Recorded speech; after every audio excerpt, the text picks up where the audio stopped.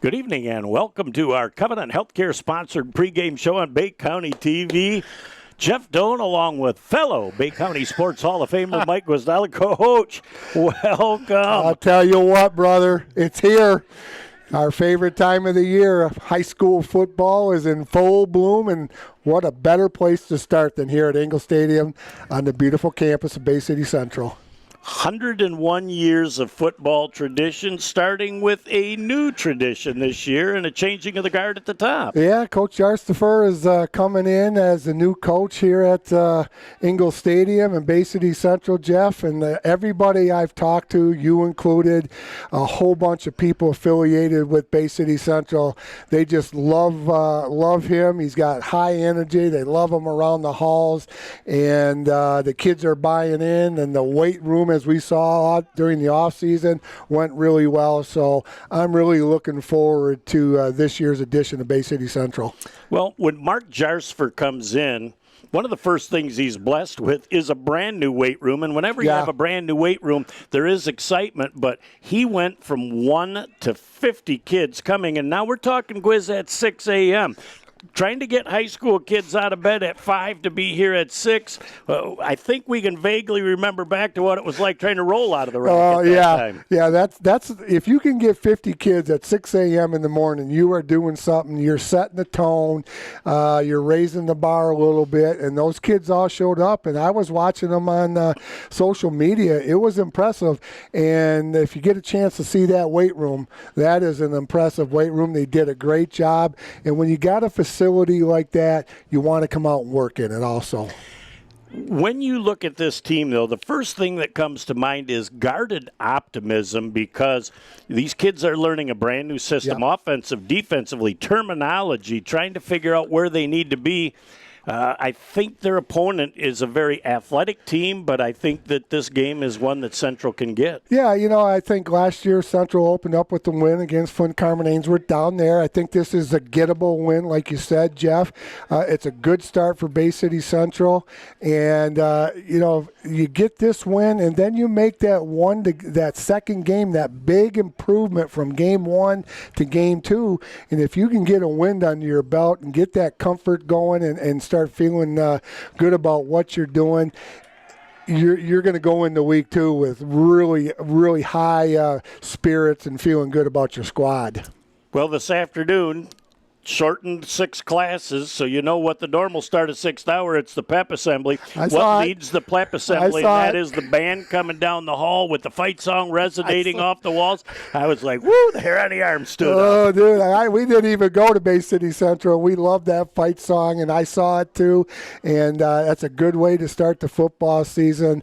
It's a great weather night. The field is in great shape. They're the only game in town tonight, so hopefully we'll get a big crowd. And I am very, very excited, not only for Central, Jeff, but I'm also really excited for all 7 Bay County squads this year. I think we're going to have a great year this year. I think that this year is going to be one of our best ever. I think that there is fun abounding with the Bay City Academy just coming into the picture and their program starting. So I think nothing but great things ahead. Well, we got the voice downstairs. That's a good way to start. Mike Vincent, Hall of Famer also. So it's just going to be a fun year, and really looking forward to Central starting off our schedule on a good note.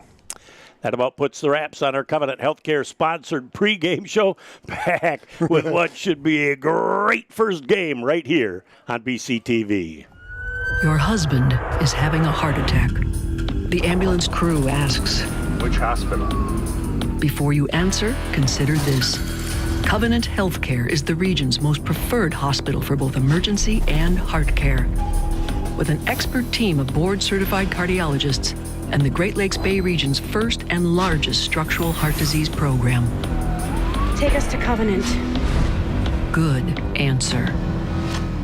Good evening and welcome back to Central Zelmer Ingle Football Stadium for the kickoff of the 2026 fall season. Man, the old Michigan's oldest continuous marching band was right on that pregame show tonight, Jeff. So we're ready to rock. Let's get this season started. McLean set to kick off, and that will be picked up by Stephon Smith. He heads up the middle, makes the first person miss, gets up over the 35 to the 36-yard line, and he will be in a good starting position for that new offense. Mark Jarsfer, the new head coach at Central, implementing, brought in some new coaches, kept some of the old, so it got a great combination, making the transition a little bit easier. Yeah, I noticed that, Jeff, that he kept some of the old coaches. They've been around these kids for a while, so it's good that he's got some new, got some old. So let's see what Mark has dialed up here for his first time here at Bay City Central calling the play. Well, one of the people that you're going to want to watch offensively is number 0. He's in the slot to the wide side of the field, Patrick Rulin, and he is the one that is a speed merchant. And so Paulino Perez will be behind as Paulino keeps it himself and picks up about 5 yards, and Patrick Rulin got absolutely rocked, and he is down on the play. And we're going to have to see our head trainer, Amy. Oh, you got to come off for a play, young man. Yep, we stopped the game for you. Yeah. He wants to stay out there, but he just can't. So they'll check him out. But nice first play pickup of, we're going to call it about 6, Jeff. 2nd down and 4 for Bay City Central. And when you look at Central's first play, obviously the scouting report says Patrick Rulin is one of those people that can go coast to coast, and so the defense was keyed on him, and that allowed Paulino Perez, a multi-sport athlete. Remember him as Captain Paulino Perez. Yes. Sawinski on the outside, and we've got penalty flags down, and we had that grab from the back of the collar. No horse collar, though, because you fall forward. There's no call on that, but we do have an issue down here with our line judge. And do we have an offside or we have an illegal formation? Yep, illegal formation against Bay City Central. So that'll move them back 5 yards, right? Just underway, Jeff. Beautiful night here at Ingalls Stadium. Temperature's good. Little wind coming out of the northeast. Picture perfect night for football here starting out in 2026. Well, there's a few people on the visiting side that for about the next 30 minutes that might beg to differ with you. You got to get a good suntan. They want that sun to go down behind the tower of the school and the press box so that they can have a little better vision. Well, I'm telling you, I know who you're talking about. That's the O'Shea's and the Clapishes and the Nixons and everybody's over there. So they told me they were coming, so we'll say hi to them and the Clapish Renew Physical Therapy. Absolutely. Once again, up the middle, Paulino Perez with another nice run, and we've got another flag down. I'm wondering if that first one was an illegal formation. I did not see movement. And boy, that's tough. That's a 7-yard gain that you're taking back again. And both of those plays had really good gains on them too, Jeff. So Wolves kind of shooting themselves in the foot a little bit early, but you know what? Kids are nervous. They see a different colored jersey. Coaches, things like that are you don't want them to happen, but you expect them to happen, and you just got to overcome that stuff. Well, it's an adrenaline thing, sure and you've got to learn to control that emotion, and I am going to keep very close attention to the formation here to make sure that they only have – yep, their formation is set now. They've only got 4 in the backfield, so cannot be an illegal formation. They moved the left tackle up. Maybe that was part of the problem, too. And a lot of times we got Mac Edmond coming around the corner. The big guy puts the shoulder down, pushes his way forward. It's going to be 3rd and 1. Big Mac, the tight end, says, I'm coming off the wing. Choo, choo, right in front of you, Coach. Wow. Well, that was a nice run. I'm looking at Mac. He's got a little bigger since the last time I saw him last year. He is a horse out there, Jeff. That was a nice, tough run by Mac. Well, he got hit somewhere around the 35 or 6-yard line, and he just put that big shoulder down, and he just moved the pile, and it took that 2nd and 3rd hit to bring him down. 3rd down and a long 2-yard-to-go situation. Much more manageable here for the Central Wolves. Mac Edmonds in motion to the wide side of the field. Now they got Patrick Rulin, and there is a great vision for the quarterback keeper for Paulino Perez. Moves the pile forward 3 yards after the hit. spot the ball down at the 49-yard line. At that point, it'll be 1st and 10 for the Bay City Central Wolves. You know, a couple setbacks right there, Jeff, but they overcame those setbacks, and those 2 penalties got themselves a 1st down. And I like the way Bay City Central is starting, and they look really, really comfortable in this new offense. When you have those 2 5-yard penalties, most times that's the recipe for disaster on that first series. They were able to make the big 2nd down run with Mac Edmonds and the quarterback keeper, and they moved the sticks, and now Rulin is heading back up the middle, and the defense is very, very stout in the middle of the field, and there might be a gain of about 1 yard on that play. Tacklers were led by number 4, Skinner. Also in there, number 51, Kelvin Sims. They gained about 1 yard, Jeff, calling 2nd down and 1. Just underway. We're under 10 minutes here, and a beautiful Thursday night edition of Bay City Central football right here on Bay County TV. And when Carman-Ainsworth came out, the numbers were tough to see. Rulin going around the corner. He's able to turn the corner with some speed. He's down inside the 35, down to the 29-yard line. Moving the sticks again. But you come into the shadows, those numbers set up very much easier for these old peeps up here in the press box. Yeah, they're a lot better than we thought they were going to be when they first came out. Isaiah Majid, number 18, with a touchdown saving tackle. He ran a long ways, but I'll tell you what, Patrick Ruin has got another gear getting around that far side. 1st and 10 for the Wolves at the Cavalier 30. They featured him a lot more last year between the tackles. We'll take a timeout and be talking about it. We'll be back in just a moment on Bay County TV. Village Towing and Auto Repair of Kaukaulin and Bay City is here to help you in your hour of need with fast and friendly service. With over 30 years of towing experience, we know how to get the job done quickly and safely. From big to small, we do it all. Give us a call at 989-684-9607 for all your towing needs. Jeff Doan and Mike Wasdala, glad to have you back on BCTV looking at the hydration specialist. He's going to be busy tonight. Abby Parks doing our filming tonight. Nick Page producing and directing. Glad to have Abby on board with us this year. A new addition to the team. Looks like they had a little counter action, and that thing was stuffed in a hurry by Ty Din Moore as he shut that down for a loss of about 2 yards.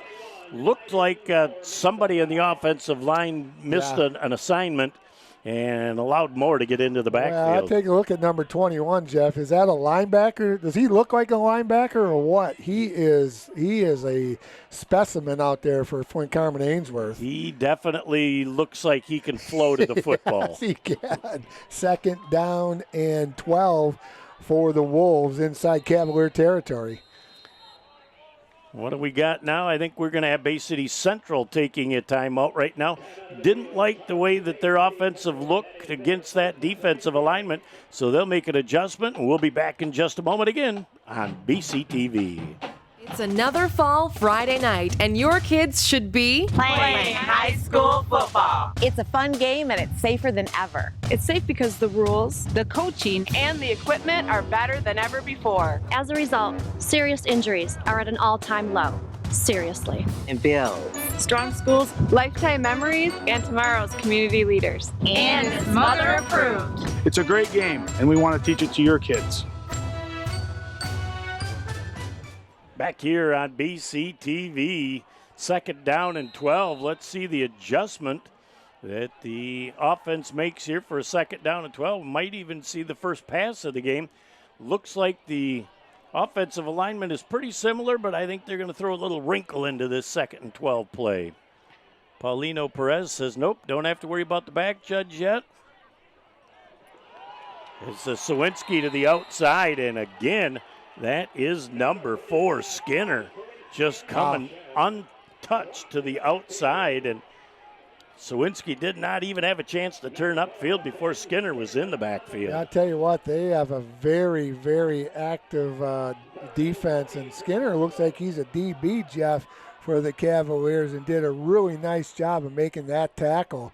6'2", 185-pound defensive back. Yeah, he almost looks like a hybrid linebacker the way they've got their setup with the 4-3. And Central now with a big 3rd down and 19-yard to go situation.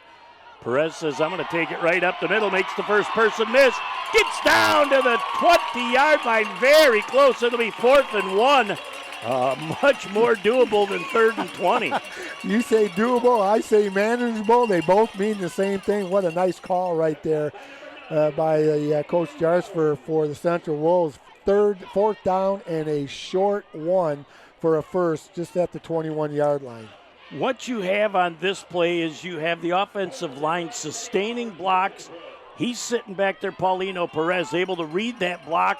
He had about a 5 or 6 foot gap to run through. Really good vision on that play right there, Jeff.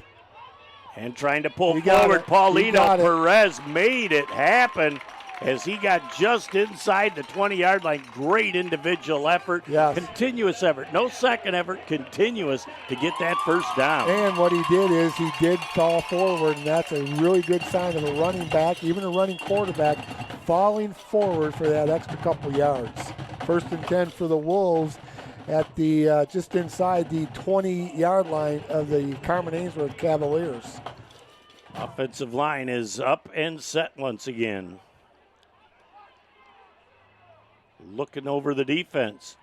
Paulino Perez has got that quick slant, and there they go to Patrick Rulin. Great safe pass. The defensive backs take that first step off the snap backwards, allow him to just sit in that open zone and then spin around from the first missed tackle and pick up about 6 yards on first down. On the tackle, Santavion Dones for the, Dones. I wonder if it's a Shirtell relative. He spells it Dones, unfortunately, but that's got to be way down the shirt sleeve. Well, you got all the athletic talent in the Doan family. Well, we can talk about that on another day. Perez gives the ball to Sawinski. 5, 4, 3, 2, 1. He's into the end zone. It's a Bay City Central. Whoa! Touchdown! Woo! Just what the doctor ordered, my friend. Could not have scripted that better. Oh, even MedStar's out there showing us the lights. You are absolutely right. Overcame a couple penalties. Got some nice 3rd, 4th down runs there, Jeff. What a great way for the Wolves to start the 2026 season. Absolutely. Number 21, Gabe Flores will attempt the extra point. Holding for that was Carter Bublitz, the backup quarterback. The kick is up. It's plenty long. And it is good. Time out of the field with 5:49 left in the first quarter. Bay City Central 7. Flint Carman-Ainsworth nothing. Back in a moment on BCTV. For over 75 years, Frank's Great Outdoors has served as the Great Lakes Bay region's premier hunting, fishing, and outdoor shopping destination. What started in the mid-1940s as a roadside bait and tackle stand has now blossomed into a 30,000 square foot outdoorsman's dream shopping location. Stop by the store located at 1212 North Huron Road in Linwood or shop online at franksgreatoutdoors.com to find everything you need to get your next outdoor adventure started. Welcome back here on Bay County TV. Jeff Doden and Mike Wisdala, Abby Parks, along with our producer and director, Nick Page.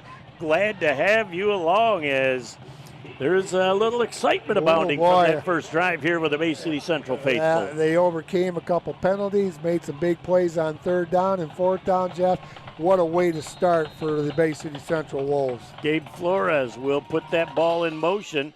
Kicks a line drive, and that ball is going to go out of bounds at the 17-yard line. Take it at the 35. We're going to have options. You can take it where it lands, +5. You can go to the 35, or you can have it re-kicked. I think they're going to take it at the 35. That's what I would do. I'm not the brightest bulb in the box, but that's what I would do. You got to like your starting field position at the 35-yard line. Hey, I want to wish somebody a happy anniversary. Would you mind if I did? Go for it.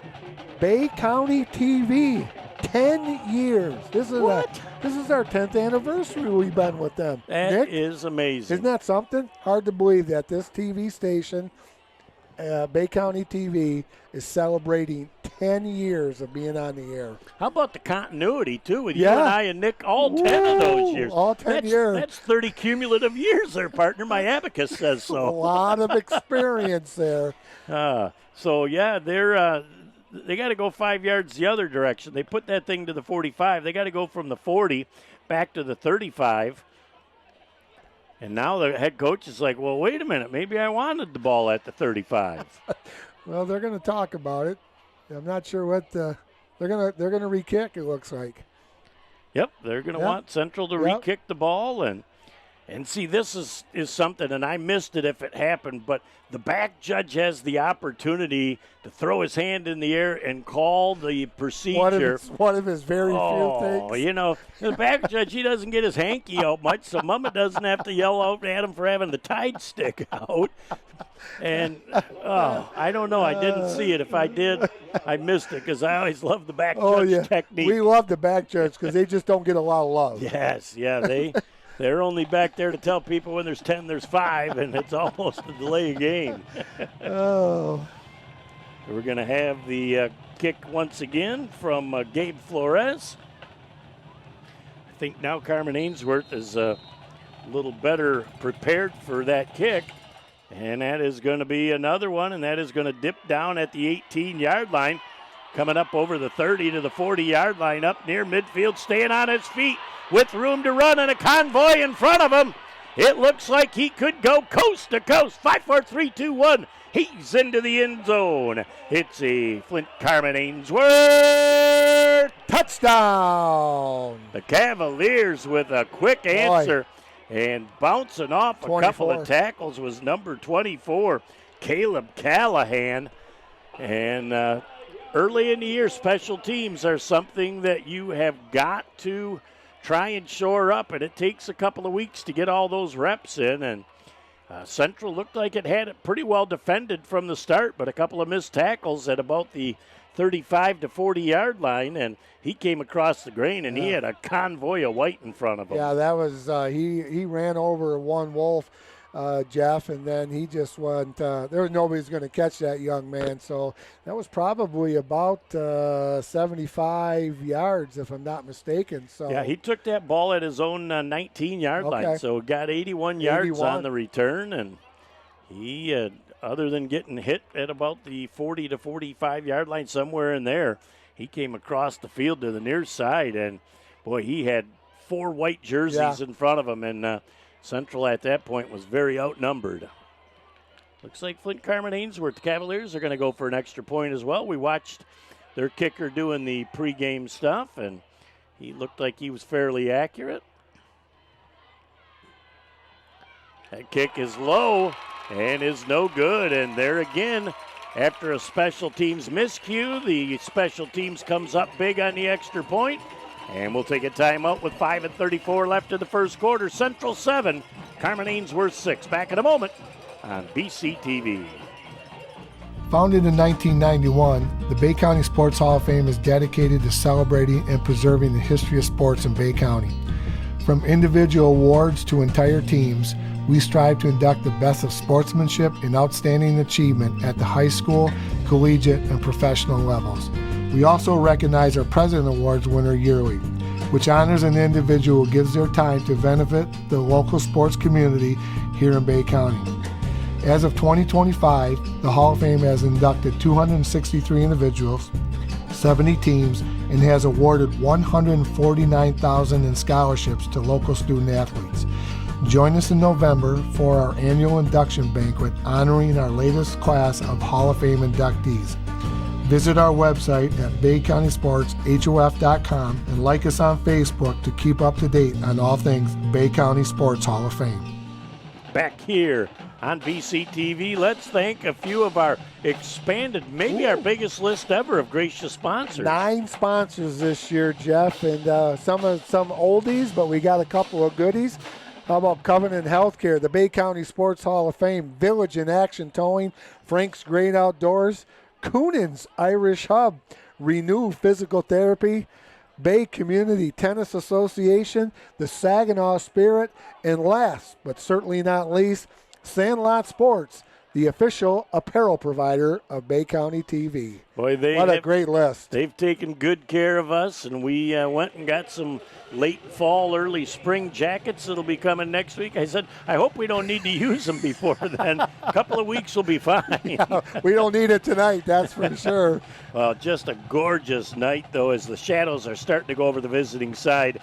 As set to kick off once again will be McCain Jr., and that is a ball that's on the sideline, and that will go out of bounds at the 34-yard line. And so Central's going to have some options here again. Might want to, after that kick, you might want to have them kick it over. The only problem that I have with them kicking it over was when the old Jeff Beisel kicks, that's not a round football. Yeah. And that thing gets some funny bounces on the ground. You might just take that thing at the 35-yard line, and we'll see where it went out of bounds. If it was right at the 35-yard line, they'll get a +5.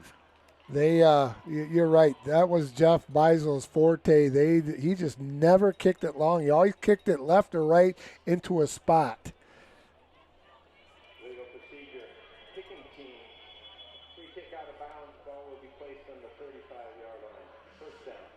So that thing went inside the 35-yard line. So nice starting position for the Bay City Central Wolves once again. As kind of an H-back right now is number 11, Mac Edmonds. And we'll find out what Central offers here on 1st and 10.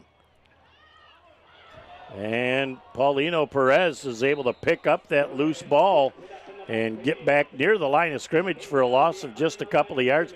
Might have been an RPO. He might have been trying to pull that back and did not catch who the running back was in the backfield, thinking it might have been Mason Bassage.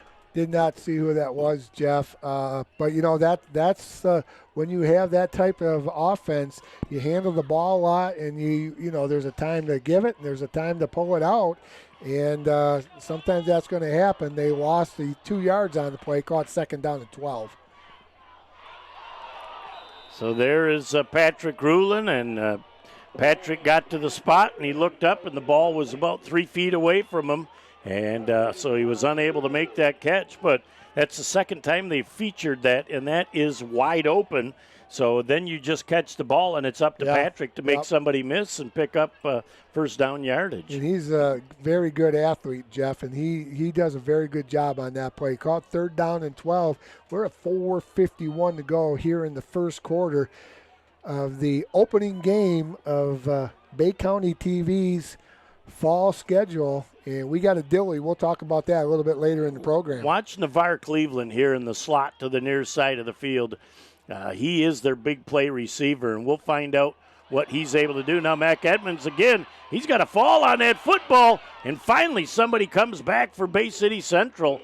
You can't try and pick that ball up. You got to dive down on it, and Navarre Cleveland, he did make a big play, not what we were hoping for on that 3rd down play, but Central's offense goes backwards about 13 yards on 3 plays, and not the second series you'd hope for after the success on the first. And Carman-Ainsworth will be coming away with excellent field position. Back for the Wolves to punt, looks like number 11, Mac Edmonds. And back to receive the punt, number 6 for the Cavaliers is Mario Harris Jr. And Mario's a big drink of water, goes 6'3", 205 for the Cavaliers. Well, and when you look at him, the first thing that I'm going to say other than his physical stature is he's in the shade. So the sun is not looking up, going to be a factor in trying to catch that ball. That's the shadow of thy tower. Indeed. Now, what do we have? We got a timeout, Bay City Central. Oh, penalty flag. Too many men on the field?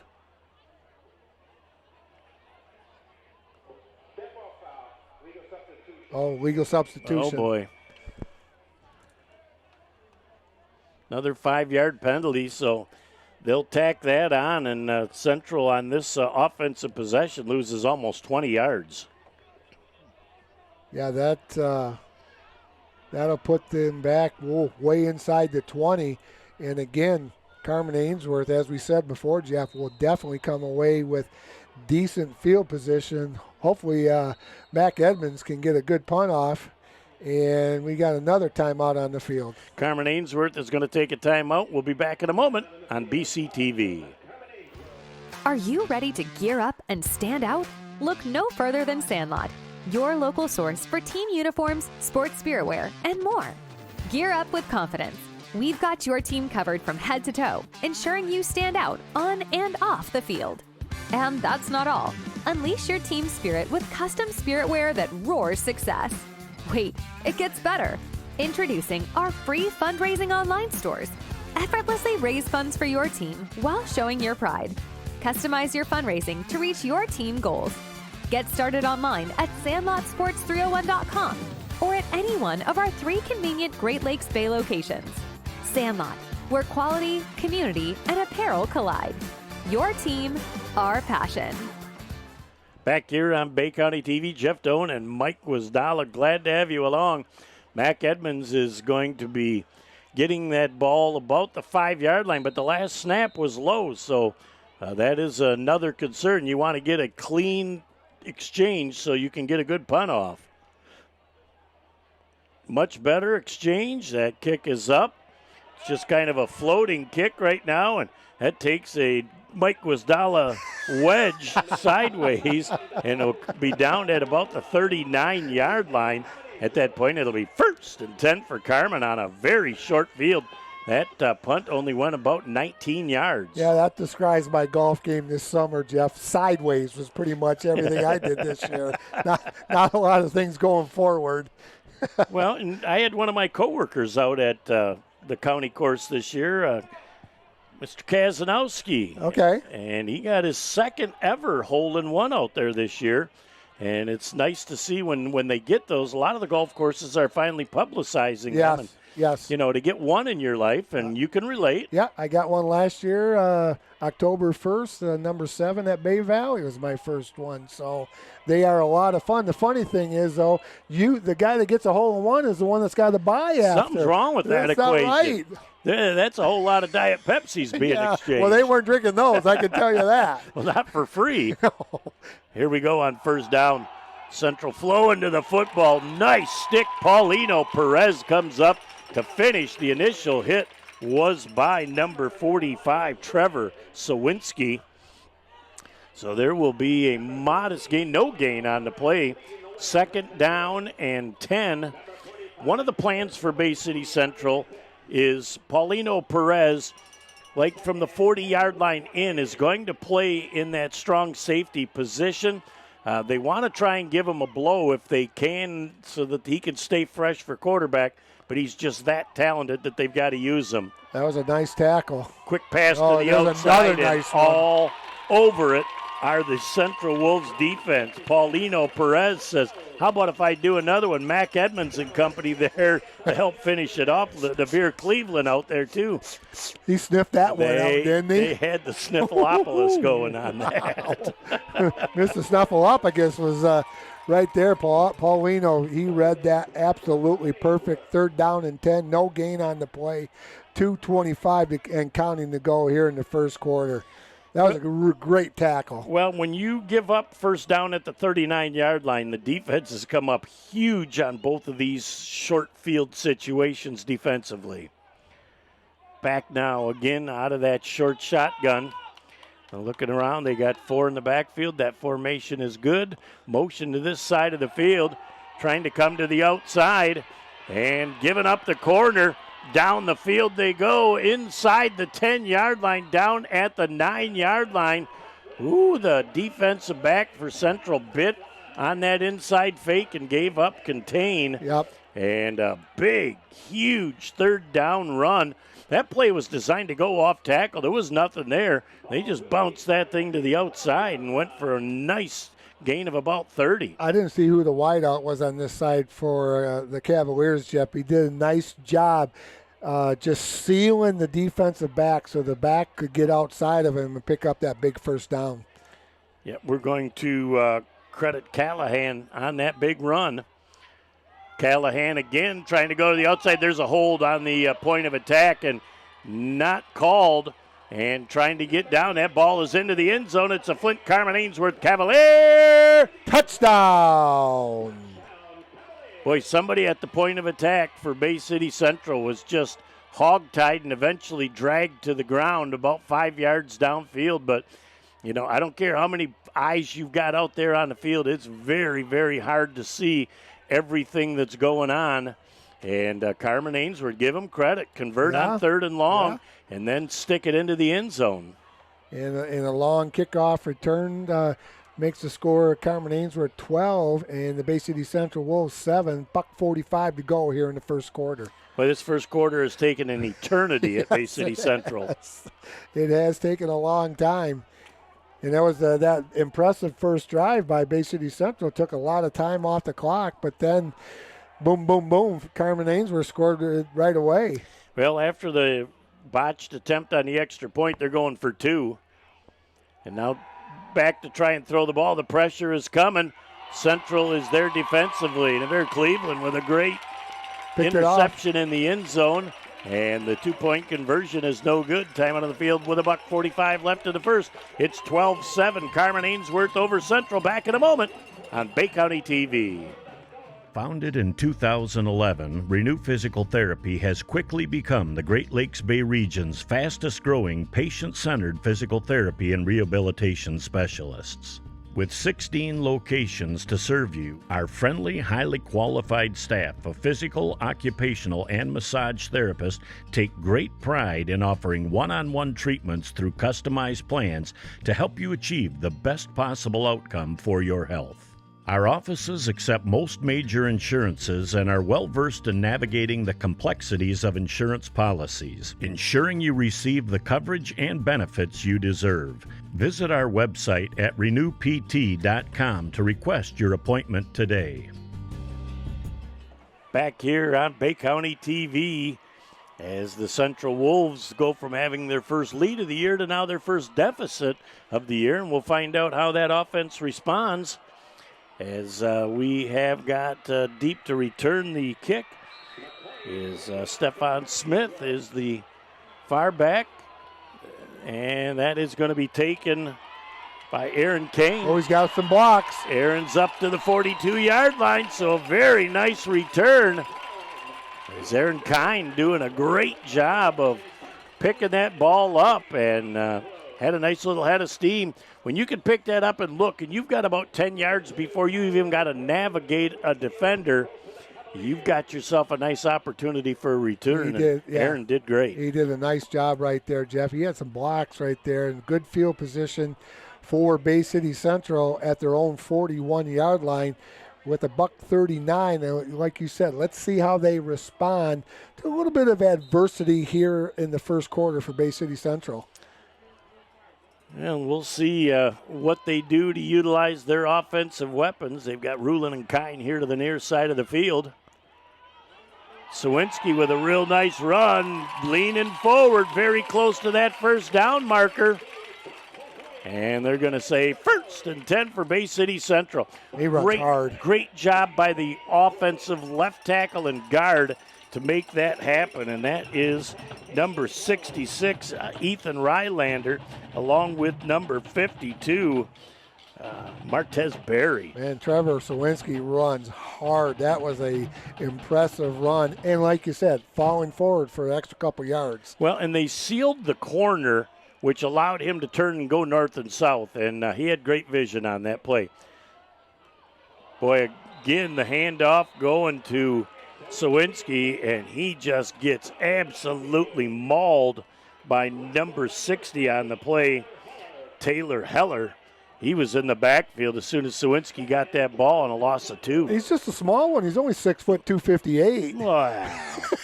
I tell you what, you hope that Cocoa Puffs, your kids don't have friends like that coming over. You don't have to lock the cupboards in the fridge. You know, all those high school kids, any size, are all like locusts.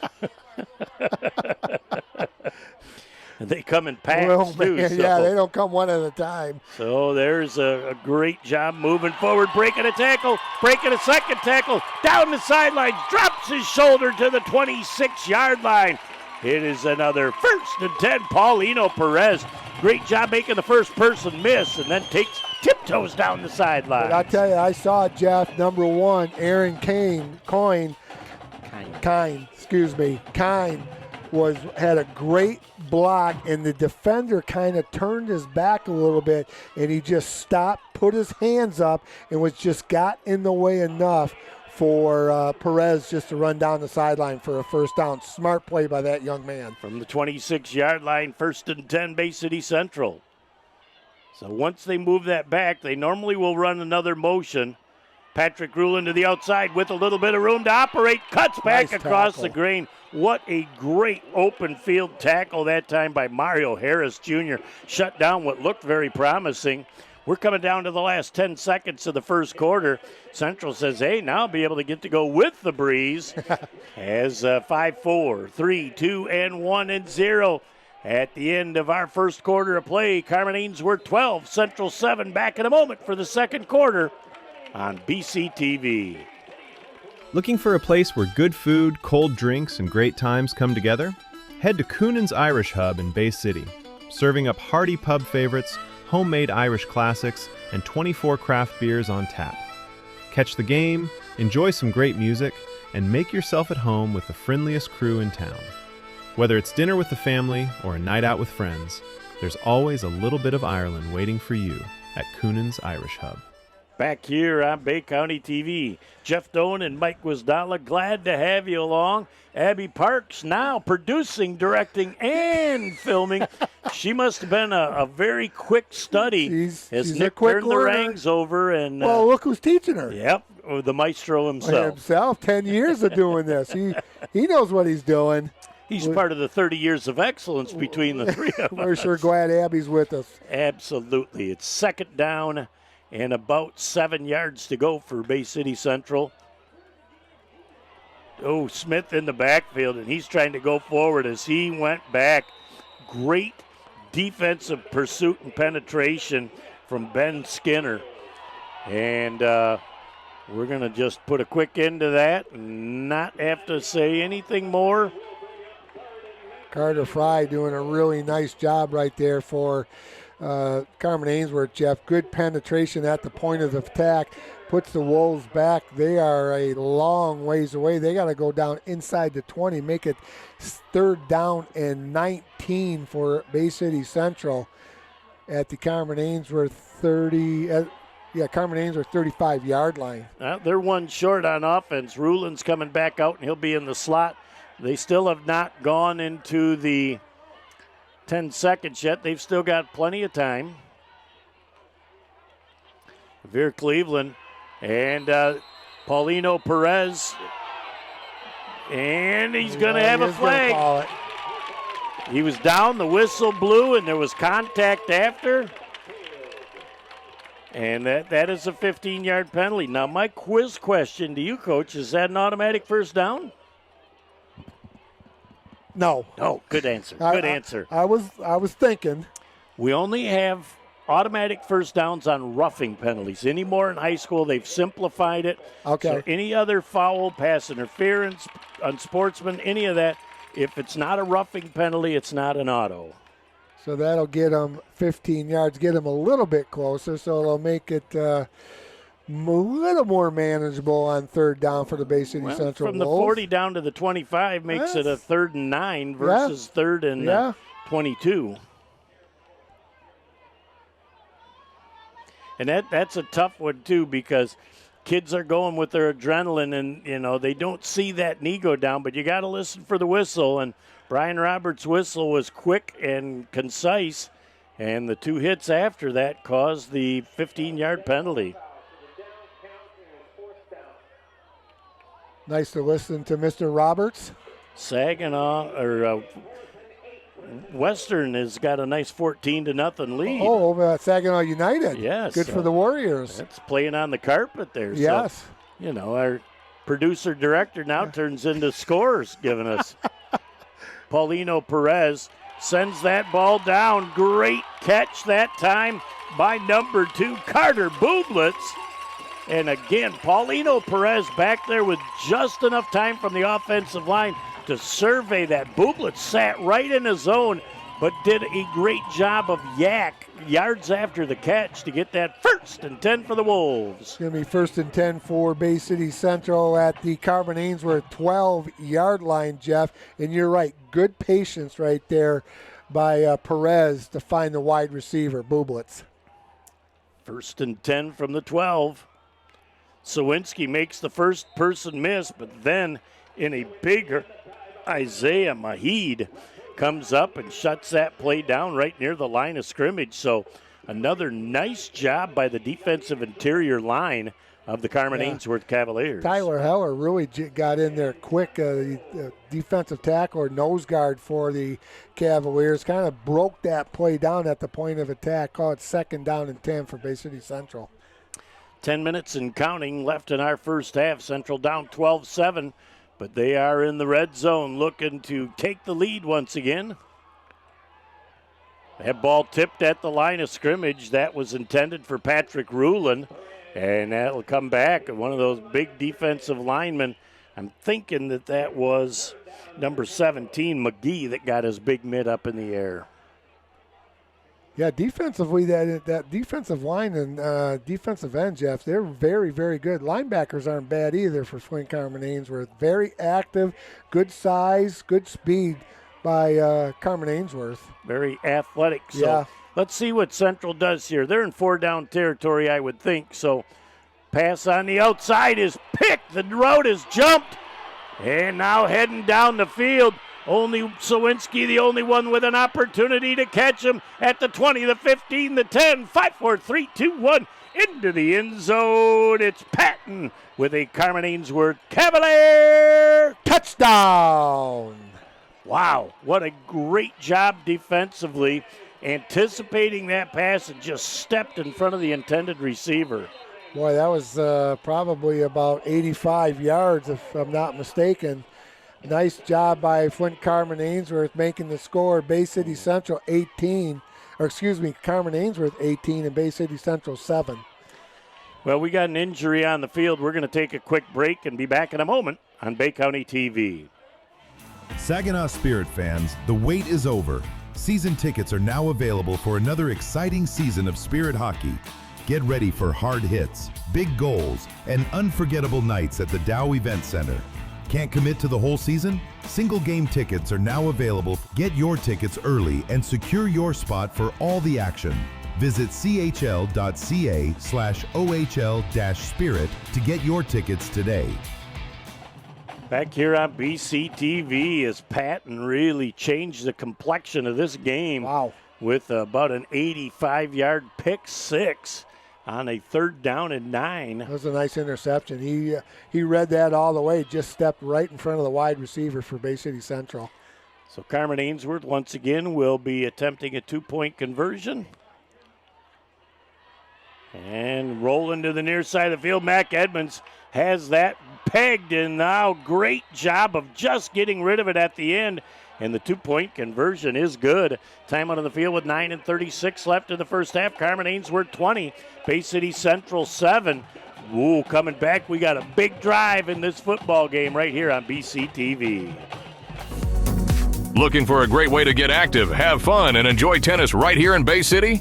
Visit the Bay Community Tennis Association at Richard Shaw Park, home to 8 public tennis courts open 7 days a week during daylight hours. With programming for youth, teens, and adults, there's an opportunity for players of all ages and skill levels. The Bay Community Tennis Association is dedicated to providing courts, promoting health and fitness, and supporting our community. Stop by Richard Shaw Park at 325 Park Avenue in Bay City. Visit baycitytennis.com or find us on Facebook to learn more. Get out and play.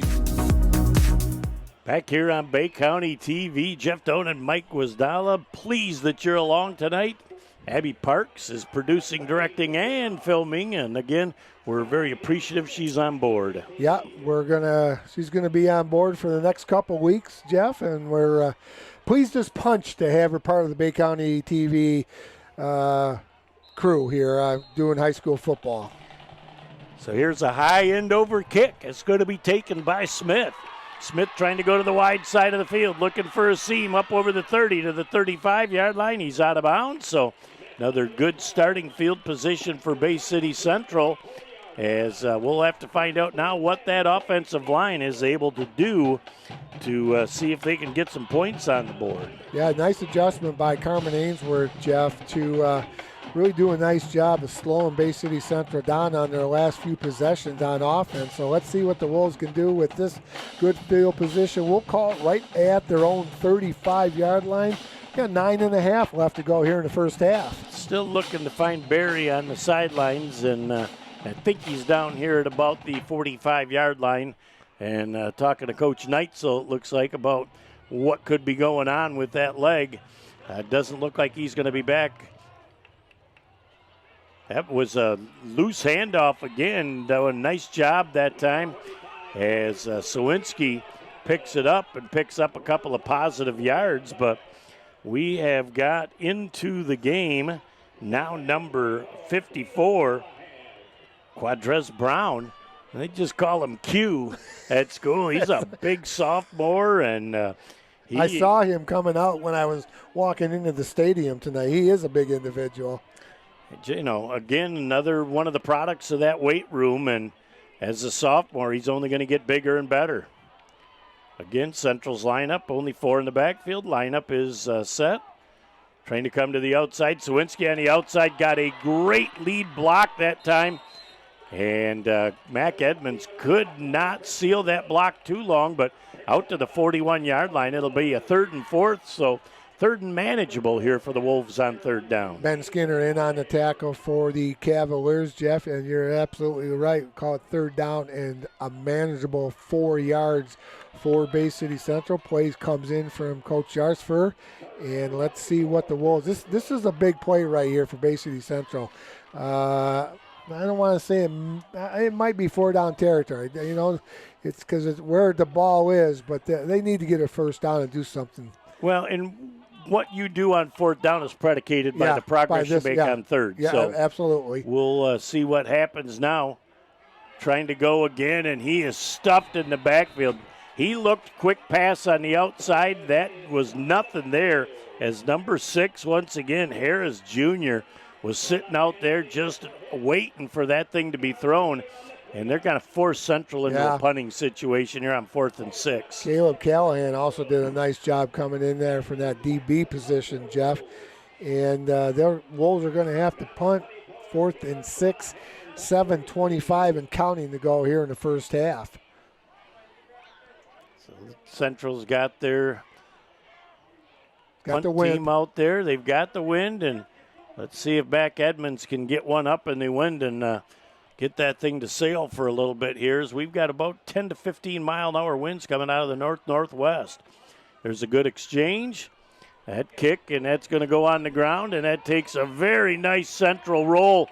And then it goes down to the 15. Let it roll. Let it go. As that will be a great kick for Mac Edmonds. Kicked it away from the return man. It got about 5 yards in front of him. Took one of those hard left turns. And so the ball back down at the 15-yard line. Carman-Ainsworth is going to have a long field to go, as we'll stay right here and thank some of our great sponsors. All right, Jeff, again, we got some good ones and some oldies and some goodies. Covenant Healthcare, Bay County Sports Hall of Fame, Village Action and Towing, Frank's Great Outdoors. Here's a new one. We all know this place, Coonan's Irish Hub. Renew Physical Therapy, jumping back on board. Good friend Joe Ricard from the Bay Community Tennis Association. Craig Goslin, talked to him earlier in the year. Saginaw Spirit jumped on board, Jeff. And, of course, the official apparel provider of Bay County TV, Sandlot Sports. Man, I'll tell you what, we did really good this year. We can't thank those people enough. You're going to hear them all year. Well, we are up to 87,000 views on our preseason coaches special. That's incredible. And those are just astounding numbers for us here on Bay County TV. We thank everybody for tuning in. We appreciate it. We really do. We are flabbergasted. Oh, we got a yellow hanky from the back judge, and we're going to have a delay of game. You do that too much, Mama's going to need that tight stick up there, my brother. Well, he leaves the house, says, I'm going to be the back judge, so don't worry. You know, it's probably not going to get real dirty. It should stay yeller. Not a lot of green stains on there.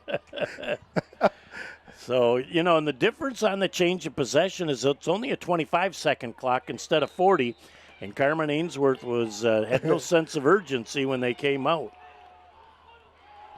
1st and 15. What a great cut across the grain. Finally caught by number 50 defensively, and that is Lowry. And what a great job by the running back in the vision. Yeah. He picks up 5+1, so it's 2nd down and 9. He was by all means stuck in the backfield, and he came back across the grain and made 6 out of nothing. That was a nice hole by the offensive line, and once he got past the initial line, he was on his own. A good run. 2nd down and 9 for the Cavaliers with 6:19. Well, great minds thinking They alike. do. We're looking They at do. that clock. Back to pass. That ball is going to be thrown deep, and making a great adjustment to the ball, but Cleveland back there to knock that ball out as it was intended for number 6, Mario Harris Jr. Harris Jr. really made a nice adjustment on the ball, but Devere Cleveland with an outstanding job defensively. I tell you what, the quarterback from Cavaliers threw that really nice, and that was into the wind too. Yep.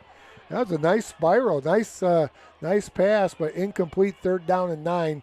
Stops the clock with 6:10 to go here in the first half. Well, and the other problem with that incomplete pass, other than stopping the clock, you're in 3rd and long right now, kicking into the wind if you can't make it, and you'll give Central the ball back around midfield. Trying to come to the near side of the field. They're going to throw that ball away. Very nice job by the quarterback.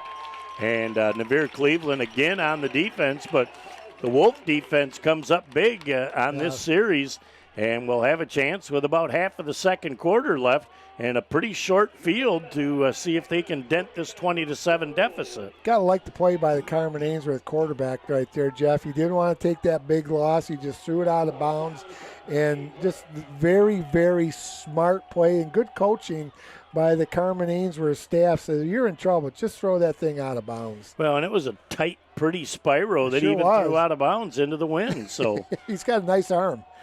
We're going to find out now. Kicking into the wind will be number 1. That's Robertson Jr. And sitting back here about the 45-yard line is Stephon Smith. I think Carman-Ainsworth is going to use their 3rd and final time out of the half. We'll take a break and be back in a moment on BCTV. Here is where the next generation is born. But we're also the birthplace of innovation, advanced treatments, second chances, and hope. At Covenant Healthcare, we're the most preferred health system because of the trust we have built across generations. And our leadership continues with the next generation. Choose extraordinary. Choose Covenant Healthcare. Here we go, back on BCTV with a 4th and 9. Carman-Ainsworth in punt formation. And that is a low kick, and it will be fumbled, and it doesn't look like they're going to be able to pick it up. Carman-Ainsworth is going to have that ball at the 46-yard line. Boy, that was really a knuckle punt. And looked like not being able, Stephon Smith couldn't get his hands on that thing, and kind of looks like it ricocheted off his breastplate. Yeah, it was a wobbly punt, Jeff, and yeah, you're right. It looked like a knuckleball. And Carman-Ainsworth very fortunate to jump on the ball, going to have great field position at their own 46-yard line. Boy, in getting the ball at the 46, in addition to now having the opportunity to chew at least a couple of more minutes off of the first half clock. Yeah, you're absolutely right. If I'm not mistaken, Central gets the ball in the second half, if I remember. Central had the first drive of the game. Oh, that's right. Excuse me. You're right. So Carman-Ainsworth will get the ball to start the second half. Tough break for Bay City Central right there. You know, that football does some crazy things when it's up in the air like that, especially into the wind.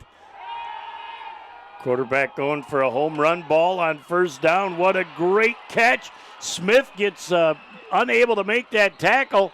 And going in, it looks like Harris Jr., another Carman-Ainsworth Cavalier. Touchdown. Wow. This first half started off to Bay City Central's liking. And since they put 7 on the board, Carman-Ainsworth has had 26 unanswered. Another nice throw by the Carman-Ainsworth quarterback. It looks like that's number 9. I'm trying to figure out the number. I can't see it from up here. Is it number 8? Jenkins. Jenkins, yep. Marshall Jenkins, 6'1", 170-pound junior for Carman-Ainsworth. Throws it left-handed, but throws a very nice football.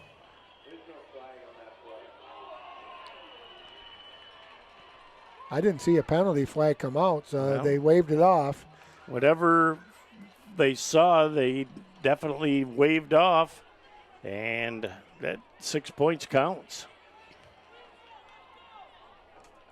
5:43 to go here in the first half at Engel Stadium. Bay City Central down 26-7, waiting for another 2-point conversion try. Jenkins out of the short shotgun, throws that ball out, and breaking a tackle and into the end zone. Oh, he's going to throw a flag. Yep. I knew that was coming, Jeff. The wide receiver that did that got in the end zone, took the ball, spun it, and they threw a flag. Well, so that's going to cost them 15 on the kickoff. It'll be from the 25-yard line, but another great run after the catch by Carman-Ainsworth to put another 6 on the board. 5:43 to go, Jeff. 28-7. Flint Carman-Ainsworth over the Bay City Central Wolves. There's still a whole lot of football left, and I do believe that Central's still going to make a big run at this, but offensively they have not been able to consistently move the ball, but giving up huge plays after the catch has cost Central big time as well. Well, and then that punt, the fumble on the punt did not help the cause at all, Jeff, with 5:43 to go. But you're right, there's a lot of football to play. And take your hat off to Carman-Ainsworth. Central moved it right down the field there on their first score, and it did not rattle the Cavaliers at all. So we're going to say the touchdown is the extra point is good. And then we've got an unsportsmanlike conduct on the offense. That will be a 15-yard penalty. And when you have unsportsmanlike, if you get a second one, you're out of the game and sit the next. So you have to be very disciplined for the now. whole game. Sit the next for the whole game. Okay. Yep, that is.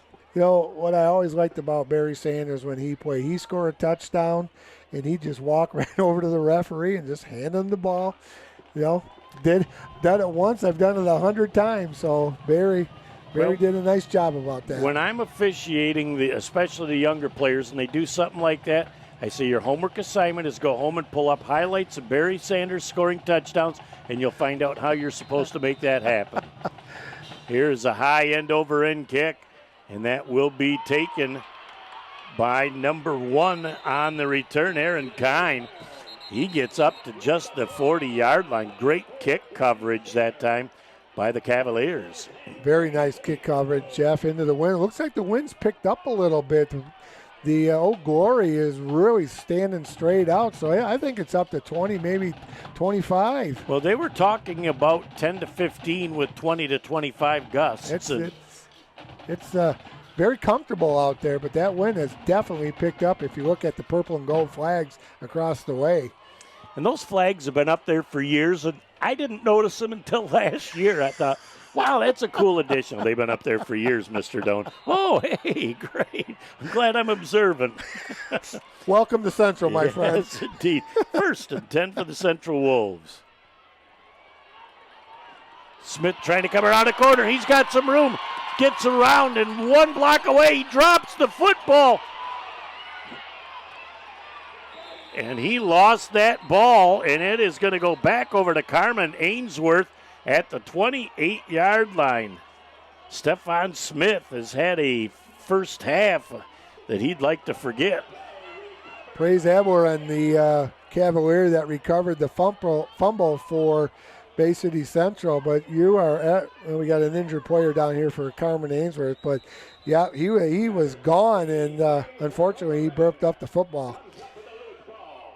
Well, and I like the fact that after you have that miscue, first time you have an opportunity, you touch the football and you try and make it happen. This looks like it's just a cramp, Mike. Oh, that's all it is? We've talked before. It's just like catching your big toe on the sheet trying to get out of bed with a cramp. At 3 o'clock in the morning. Oh, boy. We're going to take a quick break while they take care of this and be back in a moment on BCTV. Sports give so many opportunities to kids. It gives them an opportunity to see where they fit within a team, persevere, understanding how to work with different personalities. Those are the lessons that will make you a successful adult. As a mom, you have to have an understanding of what concussions are. Concussions are things that are treatable. If we take care of athletes, they will be able to develop and have a long, happy, healthy life. Back here on Bay County TV, stunned in a word is the Central faithful here. Starts off with the 7-0 lead, and they've given up 28 unanswered right now as Carman-Ainsworth going into the wind. Looks like there might be offside on the defense. Curtis Williams, the senior defensive line, number 55, jumped a little bit early, Jeff, for the Bay City Central also. They'll make it 1st and 5 for the Cavaliers at their own 34-yard line. And you're right. It has been pretty much the Cavaliers all this, right after Central scored, it's been all Cavaliers here in this football game. And they returned the kickoff back to make it 7-6. Now we're going to get the 5 yards back as the tackle says, I know who's getting ready to come on a bull rush. I mean, that's Curtis Williams. So I'm going to try and get the angle. I think I'll give back the free 5 we just got. Yeah, and you'll watch the video, and the kids will watch the video. They'll be at McDonald's or something after the game, and they'll say, "Hey," and it'll razz them a little bit. But you know what? It's all in good fun. Absolutely. That's all about being a good teammate. Yeah, that's exactly right. Bay City Central back in a defensive position on a 1st and 10. And a great open field tackle. That nice. Paulino Perez has just been an absolute missile from that safety position. He has done a nice job back there, Jeff. And those are tough tackles, those open field tackles against really good, shifty, wide receivers for the Cavaliers. Yeah, that was impressive. Yeah, if you miss one juke, and it goes for big. So it will be a 2nd down and 8 as it was held to a short 2-yard gain. And the Carman-Ainsworth will continue with Harris at quarterback. Again, Central doing a great job of stuffing that play at the line of scrimmage. Eventually, Mason Bassage with that tackle. But Q had a great play in there as well. Q Brown. And virtually no gain on the play. 3rd down and 8 yards to go for Carman-Ainsworth. But the clock is ticking with 4:20 and counting left in our first half. You look at Q Brown, Jeff, and he doesn't look like a sophomore, does he? He is a big individual. No, and he's lost a lot of baby fat from last year. He is really starting to grow into his body, and he's going to be fun to watch over the next couple of years. Like I said, I saw him coming into the game, and he is a big man. 3rd down and 8. Here comes Central pressure. Ball down the field, in and out of the hands of the intended receiver, Weston. Bay City Central once again with 3:51 left in our first half. Going to get a chance to get their hands back on the ball. And again, with that kick into the wind, they could get the ball at about their own 40-yard line. Marshall Jenkins had a face full of a couple Bay City Central defensive linemen. He was very fortunate to get that ball off and not get sacked. But a big break stops the clock with 3:51 to go for the Bay City Central Wolves. Boy, and he really put a strike as that ball went right through the hands of Jenkins. But when you've got 2 people in your face and you can still make that quality of throw, that's a good play by the quarterback, Jenkins. He couldn't step into it either, and he had some fire on it when he threw it. So I like the way he throws the football. Looks like maybe Aaron Kine might be back to return this kick for Bay City Central. And another delay game. We'll take a free 5 on that with 3:51 left in the first half. That will back them up 5 yards and give Central just a little bit better opportunity. Again, first game of the year, special teams. Didn't know who's on the punt team, so they just let the clock run out. They don't have any timeouts left. Correct. They've used all 3, so they didn't want to. You're going to get a penalty either way, whether you call a timeout that you don't have or. But fourth down now and about 13 yards to go. So we'll see if Bay City Central can make something happen here late in the first half, which would do great for their morale going in at halftime. Oh, there's a ball that's loose on the ground. And we got another flag on the play. The legal substitution? Oh, no. Nope. Procedure penalty. So it had to be somebody moving, because if it's an illegal formation, that is not something that they're going to blow dead. That's a live ball. And now it'll be 4th and about 18. And looks like we might have some cramping going on. And we're going to take a quick break and be back in a moment on BCTV. So your car is getting towed and you're not sure where to take it? Try Village Towing and Auto Repair. Our expert mechanics are here to help assist you with all your repair needs. We have over 30 years of experience with motor vehicles, so you know you're getting the best work that you can find. Stop by the shop at 2377 South Huron Road in Caucaulin, or give us a call at 989-684-9607. Back here on BCTV, Jeff Doan and Mike Wisdal look over at the brain trust on the visiting side there, Coach. Ooh, there's some big shooters over there at you got the O'Sheas and the Clayfishes and a whole bunch of Central fans. And I want to thank Tony and Bob from the Renew Physical Therapy jumping on board this year as the sponsors. We've had them. They took a year or two off and said, we'd like to come back. And we said, we'd love to have you. So I want to thank those guys. Yep, always great when they reconsider and come back into the fold. So there is a short kick, and they're just going to let this one go, as that takes a great roll back to the 39-yard line. So 3:40 left in the first half. I believe 2 timeouts left for Bay City Central. They've got time to put points on the board. Yeah, it would be nice to see that, Jeff. If they could make this a 28-14 halftime deficit and go into halftime with a little mojo going on. Plenty of time, like you said, with 3:40 to go in the first half. Bay City Central up to the line of scrimmage. And again, they have not gone to Veer Cleveland here. He's in the slot, and he's got man coverage right now, too. He could run a little flag pattern, and I'd say he'd have plenty of opportunity.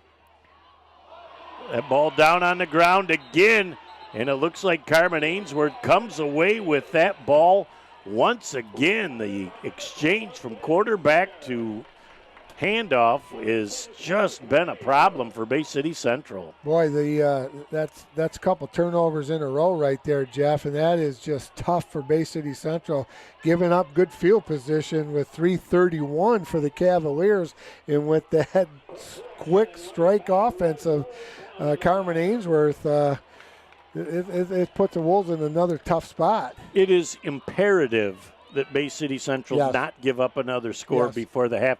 They cannot have a 4-touchdown deficit coming out in the second half. In game number 1, that would be really tough to overcome. Official timeout on the field.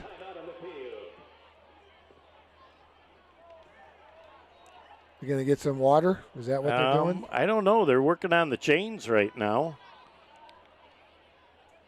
And the chains are heading in the wrong direction. To me, they were in the right direction the first time, and now they're stretching out the chains like Central still got the ball, but it's Carman-Ainsworth with the ball. Yeah, they got to go to the north instead of going to the south.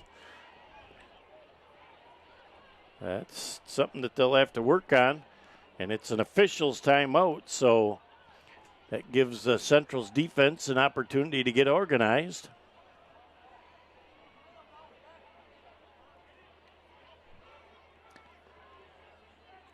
I think they're going to say that it's Bay City Central's football yet. I missed what may have transpired. Yeah, but it's going to be, according to the down box, 2nd down and 10 for Bay City Central.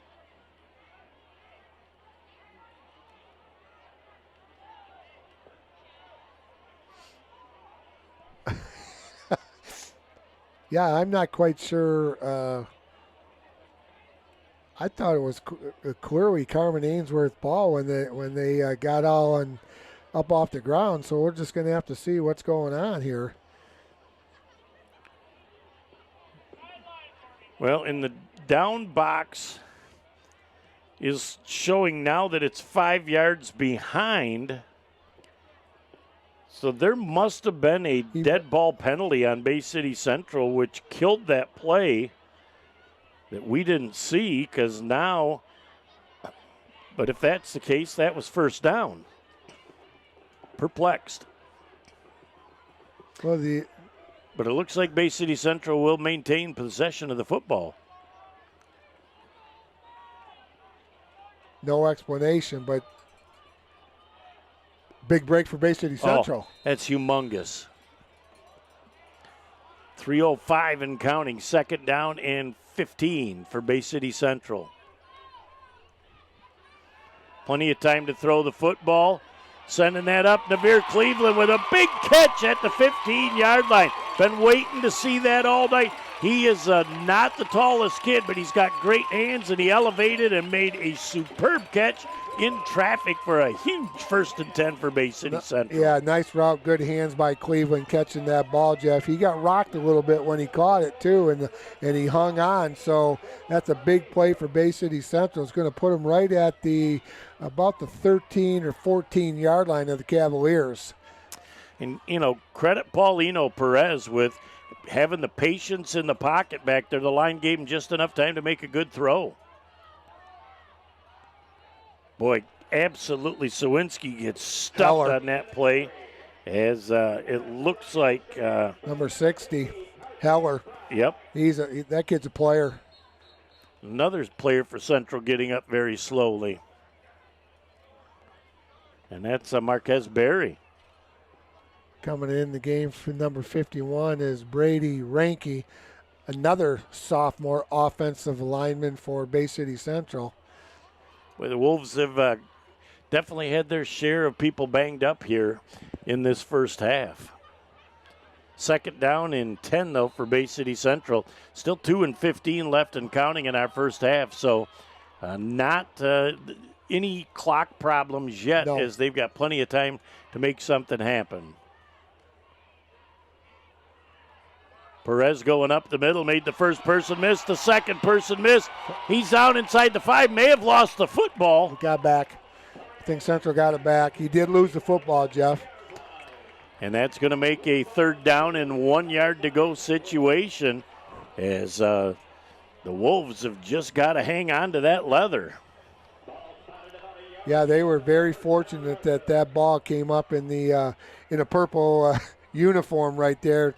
Clock still running, $1:34 and counting to go here in the first half. Central's knocking on the door, 3rd down and a long 1 for the Wolves. Handing the ball off to Sawinski, banging forward. He's inside the 5 to the 4. He's going to have enough for that 1st down. Stops the clock. And just enough to move the chains, and then they're going to start it up again. From the 4-yard line, it'll be 1st and goal for Central Wolves. Nice job by Sawinski, banging down there inside the about the 4-yard line, Jeff. So it's 1st and goal to go for Bay City Central with $1:10 to go here in the first half. Yep, no need to rush. Nope. They've still got plenty of time left with over a minute left in the first half. Trying to cut to the outside, and that's Ruland. He's down inside the 5 to the 1. Did he get into the end zone? It's a Bay City Central. Whoa! Touchdown! Great job that time by Ruland, powering his way into the end zone here with 57 ticks left in the first half. That is a big score for Bay City Central. 28-13, 57 ticks to go, Jeff, in the first half. And that is absolutely huge for the Central, just to have that right frame of mind going in at halftime. Well, they got to finish the first half strong and not give anything up.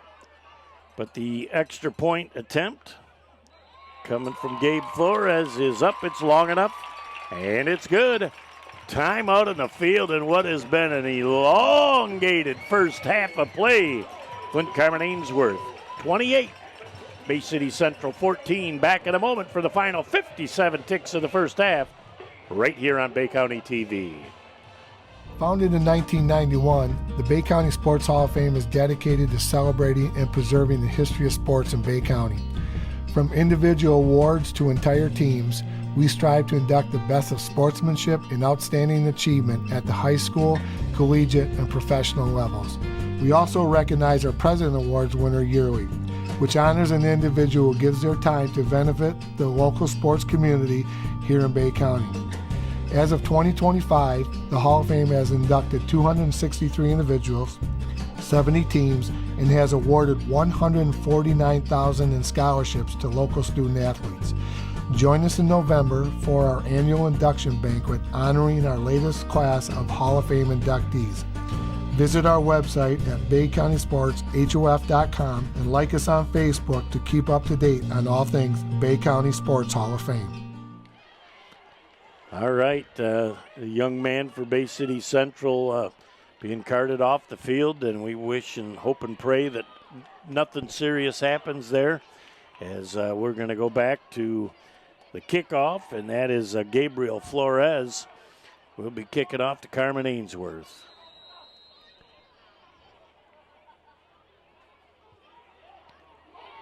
And that ball is down on the ground, and Carman-Ainsworth is going to come away with very good field position at the 49-yard line. Great heads-up play that time by number 18, Mahid. That was and he was the young man that was having the cramps down here in front of us about the 30-yard line not too long ago, Jeff. So nice job by that young man coming back into the game. And he's still kind of walking a little bit gingerly over there on the sideline, too. Yeah, he might have got a little pickle juice, a little Gatorade, and a little Kramer salt tablets like we used to. Look up over Bay Med. We're going to get a look at that at our next convenience. The old full moon is coming up. That is a beautiful sight, isn't it? It's a harvest moon. That reminds me of a song, but we'll spare you. Shine on.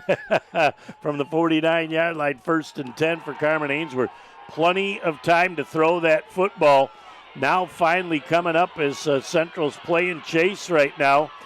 And picking up about 4 to 5 yards on the play is Jenkins. As that play sucked up about 14 seconds of clock. Good coverage downfield by Bay City Central. He had nobody to throw it to, Jeff, but he was getting a little heat from that defensive line also, so good job by the Wolves. Q Brown trying to get in the middle of that, and it's tough when you've only got 3 or 4 people rushing against that 5 offensive line. Somebody's going to get doubled, and it was Q Brown. Nice job by the quarterback not to force anything. Gets out of bounds, stops the clock with no timeouts left. He's back to pass again. Central with a little better pressure coming up the middle. The pass is caught, almost dropped, and then picked up by number 11 on the play, Weston, as he's down to the 31-yard line with 36 ticks left in the first half. Stops the clock to get the chain set, Jeff, but they have no timeouts left, so they're going to have to that could have been a fumble right there. Now, this is going to be interesting. It sure is. Because he muffed that snap and then picked it up off the ground, and then he clocked it into the ground. 2nd down and 10 for the Cavaliers at the Bay City Central 30-yard line. Never let anybody in a white jersey get deeper than a purple jersey. 2nd down and 10. That's a break for Carman-Ainsworth. As we are going to have timeout, Bay City Central. And we're going to take a quick break and be back in a moment on BCTV. High school sports are meant to be fun. We love to represent our school. And we care about our sports. We know you do too. And because we all care, it can sometimes get intense. So let's make the experience more fun for everyone. We know it's easy to react and shout during games. But we all make mistakes. The game is more enjoyable when we hear positive cheering. Referees are human. Respect their decisions. They aren't perfect. When you feel like yelling, remember that you represent our school. We want to win, but just remember to keep the energy positive towards all. During the season, we spend a lot of time with our coaches. They have a tough job. Please accept their decisions. And be thankful for all the time they have devoted to making us better. Thanks for coming to our games and always supporting us. We couldn't do this without you. We couldn't do this without you. We couldn't do this without you. We couldn't do this without you. Back here on BCTV. No, this is only halftime quiz, not the end of the game. This has been over an hour and a half of football here in the first half between penalties and injuries and scores. And it has just been, they've used up a little bit of everything. It'll be second down and 10 yards to go. Here comes the heat from Central. Jenkins is trying to throw it. We're going to have potentially a holding penalty on the offense, as that is incomplete, and it took a bunch of time off the clock down to 23 seconds. I think Bay City Central is going to have to accept this penalty to make it second down and 20, if in fact it is offensive holding. Yeah, I think I saw the... Now, if the umpire throws that, Mike, who's that penalty got to be against? Center of the guards. Ooh, Coach. I love it.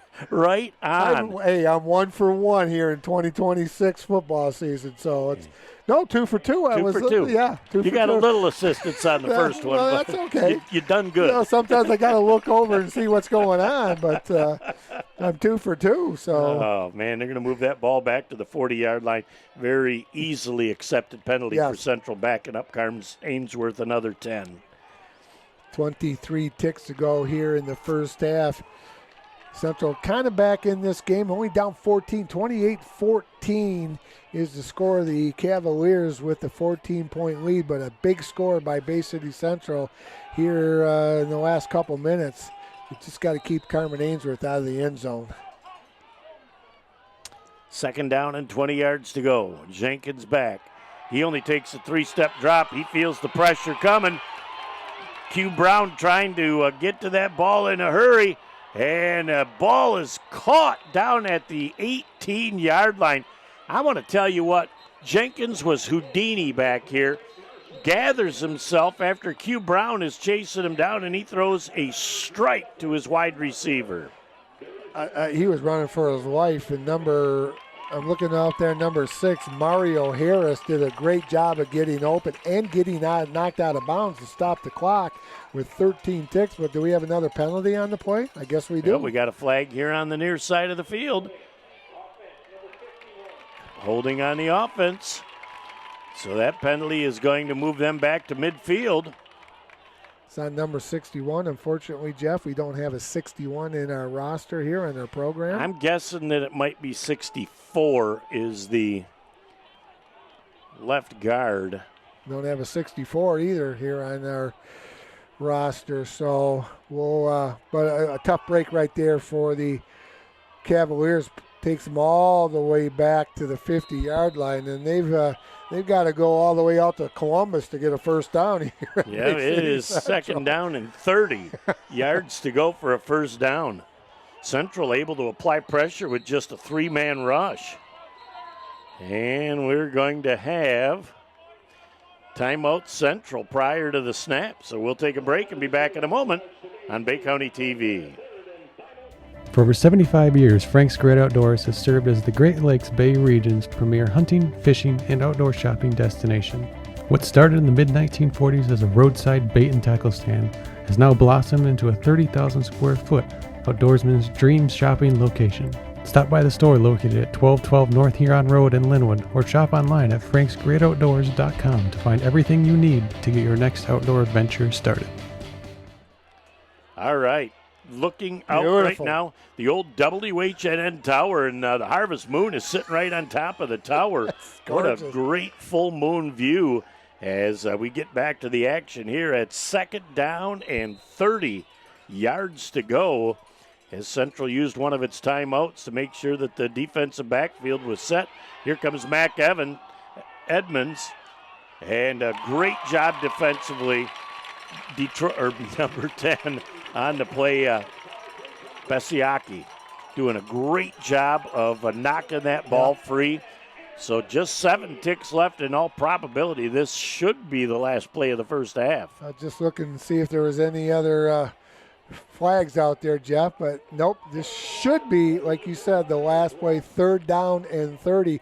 They have got to go all the way to the 20-yard line to get a first down. But you know what? With that quarterback and the way he throws the football, anything is possible with Cavaliers. Well, and you know one thing is for sure. Central is in a huge prevent defense right now. Oh, yeah. As I loved Edmonds as he goes up. Looks like Cavaliers might just be letting this play go. Taking a knee and calling it again to the first half with 3 seconds, 2, 1, and 0. That's the end of our first half of play with our score, Flint Carman-Ainsworth 28, Bay City Central 14. We'll be back and see if we can't get a little bit of the band and find out if the pom-pommers are there, and then we're going to recap the first half, set the stage for the second half right here on BCTV. In life, things aren't scripted. If you're an athlete, we need people like you and translate those skills to officiating. You can get a lot out of it. It happens in every town, in every game.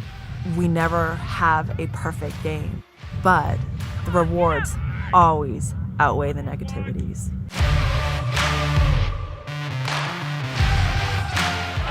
And once again, ladies and gentlemen, please welcome the 2026-2027 Bay City Central Marching Wolves.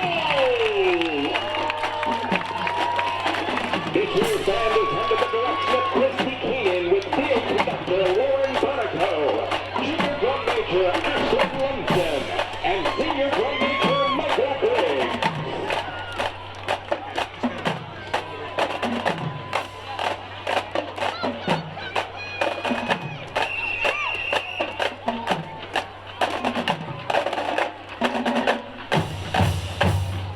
Drum majors, is your band ready?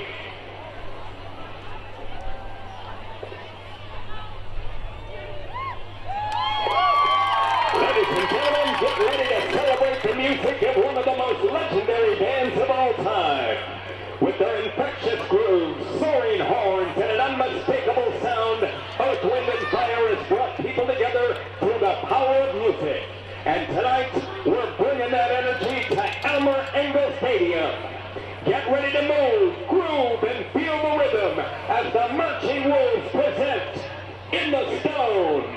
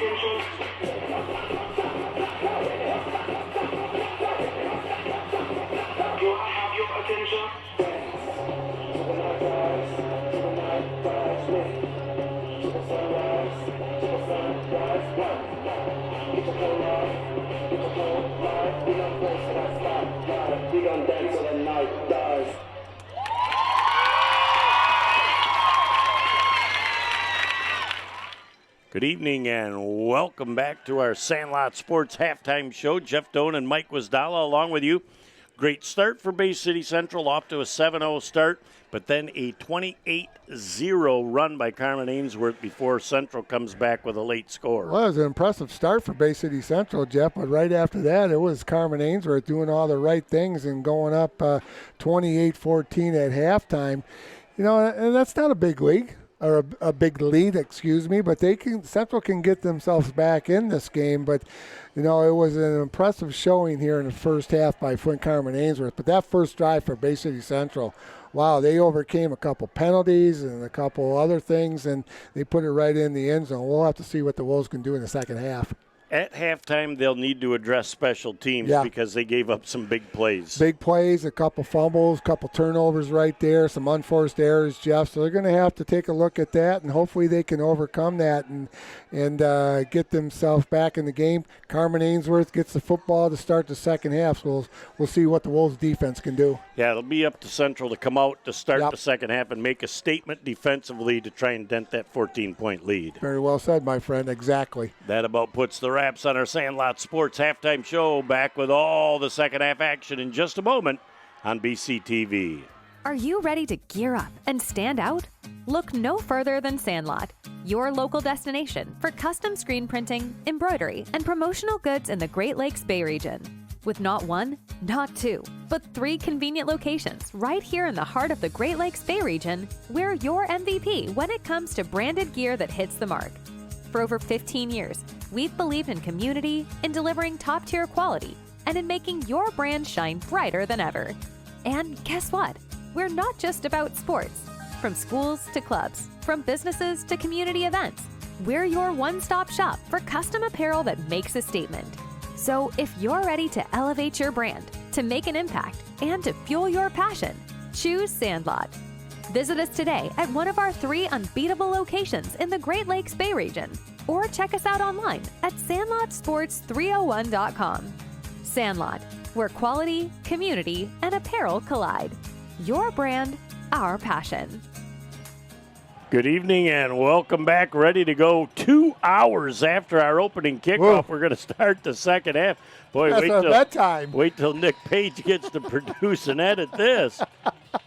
There's another squib kick that will be picked up on the 30-yard line. And again, another couple of broken tackles down the sidelines and into the end zone. It looks like Harris Jr. with a Carman-Ainsworth Cavalier touchdown. Wow. Just that fast, it's back to a 3-touchdown game.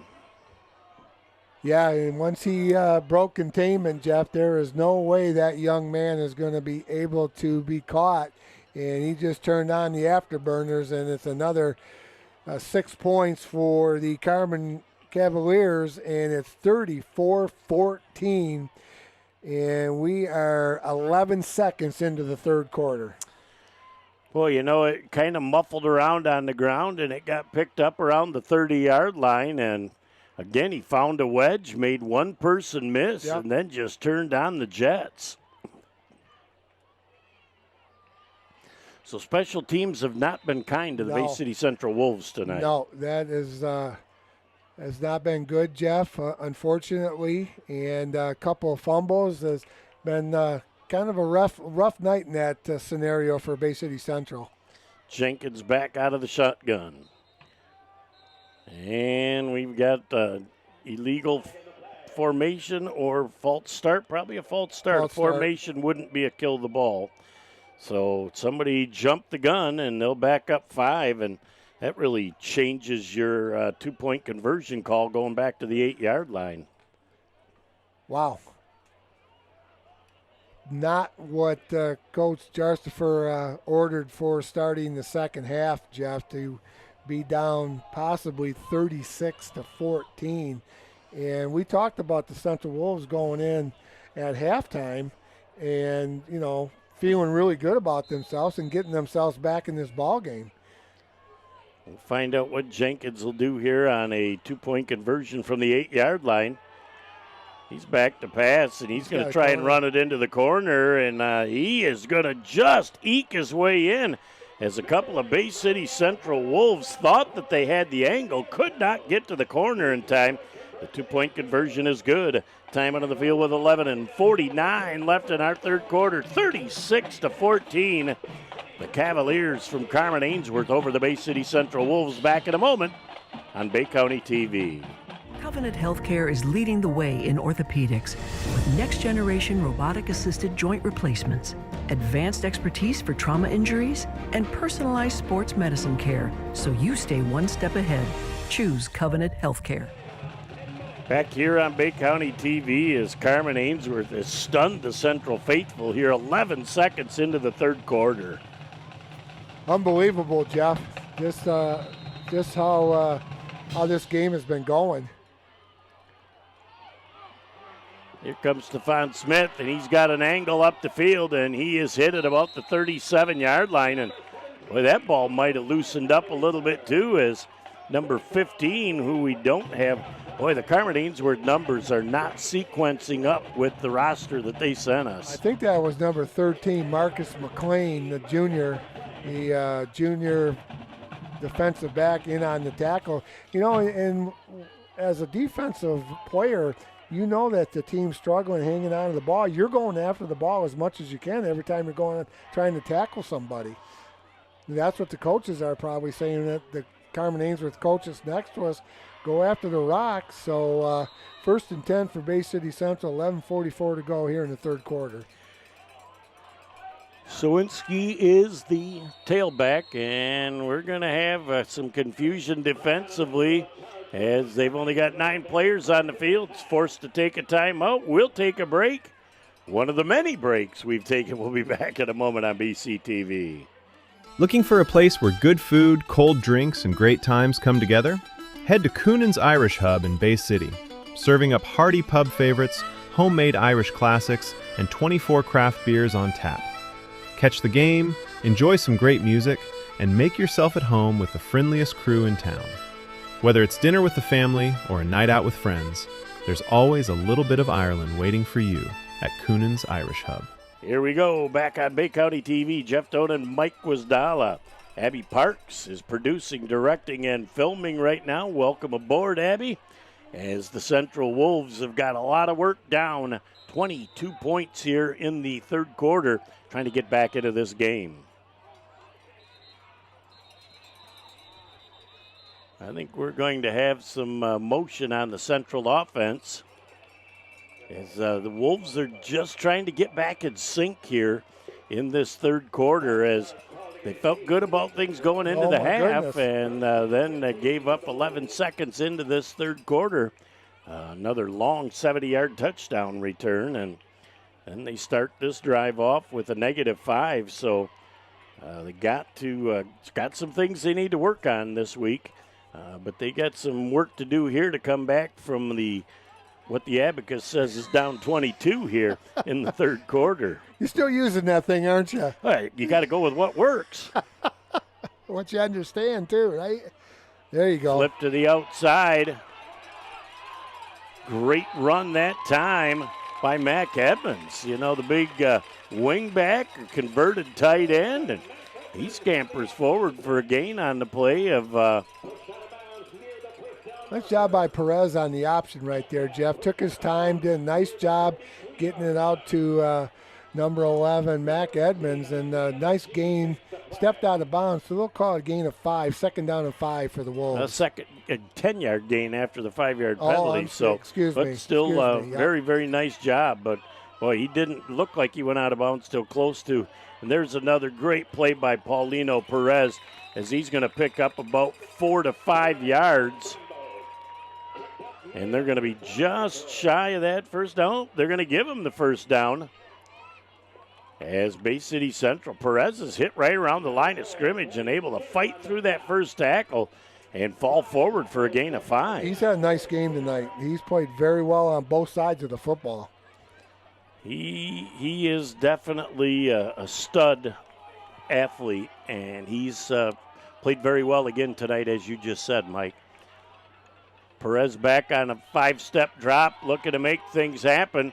Throwing that ball downfield, and it went just a little bit right here. We're out of bounds. He had to get his mouthpiece. It fell out of his mouth, but Cleveland just unable to come back for that ball. It was just a little bit underthrown. And again, another eye-hawking pick by the Carman-Ainsworth defense. Yeah, it's going to be 1st and 10 for the Cavaliers at their own 33-yard line. You're right, the official was grabbing his whistle, just couldn't get it into his mouth. So another turnover for Bay City Central Wolves with 11:09 here in the third quarter. Boy, unforced errors, turnovers. Bay City Central started off with just a flurry in this game. And it was an impressive first drive. Yep, Carman-Ainsworth has just had an answer for everything Bay City Central's attempted. Yep, they've adjusted well, and they have done a nice job defensively. And they're very quick, they're very strong, and they got some good athletes on that football squad over at Flint Carman-Ainsworth. Going to be interesting to watch them the rest of the year, too. They definitely have been very impressive here. Q Brown doing a great job of shedding his block and making that tackle for a 1-yard gain that time for the ball carrier from Carman-Ainsworth. That was number 21, tight end Moore. Another junior, 5'11", 215, running the rock for the Cavaliers, Jeff, out of that tailback That's position. A big kid. He is he looks like a football player too. So nice job by Q Brown, though, as he shed his block, and he says, I'm a little bigger than you. I'm going to take you down. There's a couple big fellas going at each other. 2nd down and 9. That ball squirts to the outside. It's complete to number 11 on the play, Weston. And there'll be a gain on the play of about 4 or 5. And from the 39-yard line, it'll be 3rd down and 4 yards to go. So big play coming up for the Central defense. Well, and Perez, coming from his safety position, did a nice job again on an open field tackle, tripping up the receiver. And it is 3rd down and 4 for the Cavaliers at their own 39-yard line. Definitely need a stop right here for the Bay City Central Wolves. Well, and going with the wind in the third quarter, Carman-Ainsworth, if they've got a punch, should have the 15-mile-an-hour wind to help them. The big fella gets to the outside. Paulino Perez with a tackle, but right at the 1st down marker. I think they're going to give it to him. That 215-pound running back runs hard. He sure does. He is a load to bring down. And they're going to give that to the Cavaliers, so it'll be 1st and 10 for the Cavaliers at their own 43-yard line. Nice run. Yep, Dyden Moore just got that last 2-3 yards on his own. Yes, he did. Clock continuing to roll. Again, one of the longest first halves I've ever seen. And Bay City Central's got a little bit of digging to get back into this game. 1st and 10. Jenkins taking his time. Now he's definitely watching for the last 5 seconds for the back judge. Sawinski in the backfield with a real nice job. The linebackers are starting to come on just about every play, trying to make a disruptive tackle, and there'll be a loss on that play of about 2 yards. 2nd down and 12 for Carman-Ainsworth.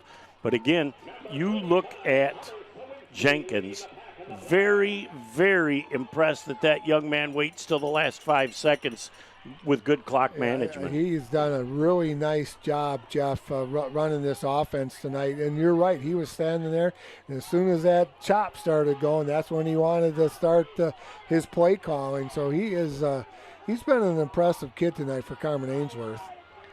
Offensive line gets set back. Judge has not thrown that arm up in the air yet, so he waits inside the 10 seconds. Coming on the backside, they're going to just throw that ball away into Neverland, and probably not going to be intentional grounding. He threw it in between 2 receivers. I know he was trying to throw the ball away, but that is a good no flag. Yeah, I agree with you, Jeff. There was one short, there was one long, and it fell just in between them, so I think that was a good no call. Boy, good pressure again from Bay City Central, just unable to finish in the backfield. That would have been an 8 or 10-yard loss. Stops the clock, 8:09, 3rd down and 12 for Carman-Ainsworth. They got to go into Central territory at about the 46-yard line, 44-yard line to get a 1st down. 3rd down and 12. Again, taking his time. Here comes Central on an all-out blitz. Mac Edmonds is not going to lose this one. He came untouched off the corner, and he just engulfed Jenkins and brought him to the turf. Yeah, Jenkins just turned around and said, whoa, there's number 11 staring me right in the face. I am not going to get out of his paws tonight. So nice job by the Central defense. 4th down and long. Carman-Ainsworth will have to kick it away. So Central still in this ball game is Paulino Perez. They're going to get him out, give him a little blow before he's got to come back in on the offense. And it's 4th down and a whole bunch for Carman-Ainsworth. Just 21. Yeah, what's 21 between friends? And, you know, you always got to make a good exchange from center. A bad snap could give Bay City Central a great short field. So we're going to have another timeout from Carman-Ainsworth. So we'll take another break and be back after this on Bay County TV.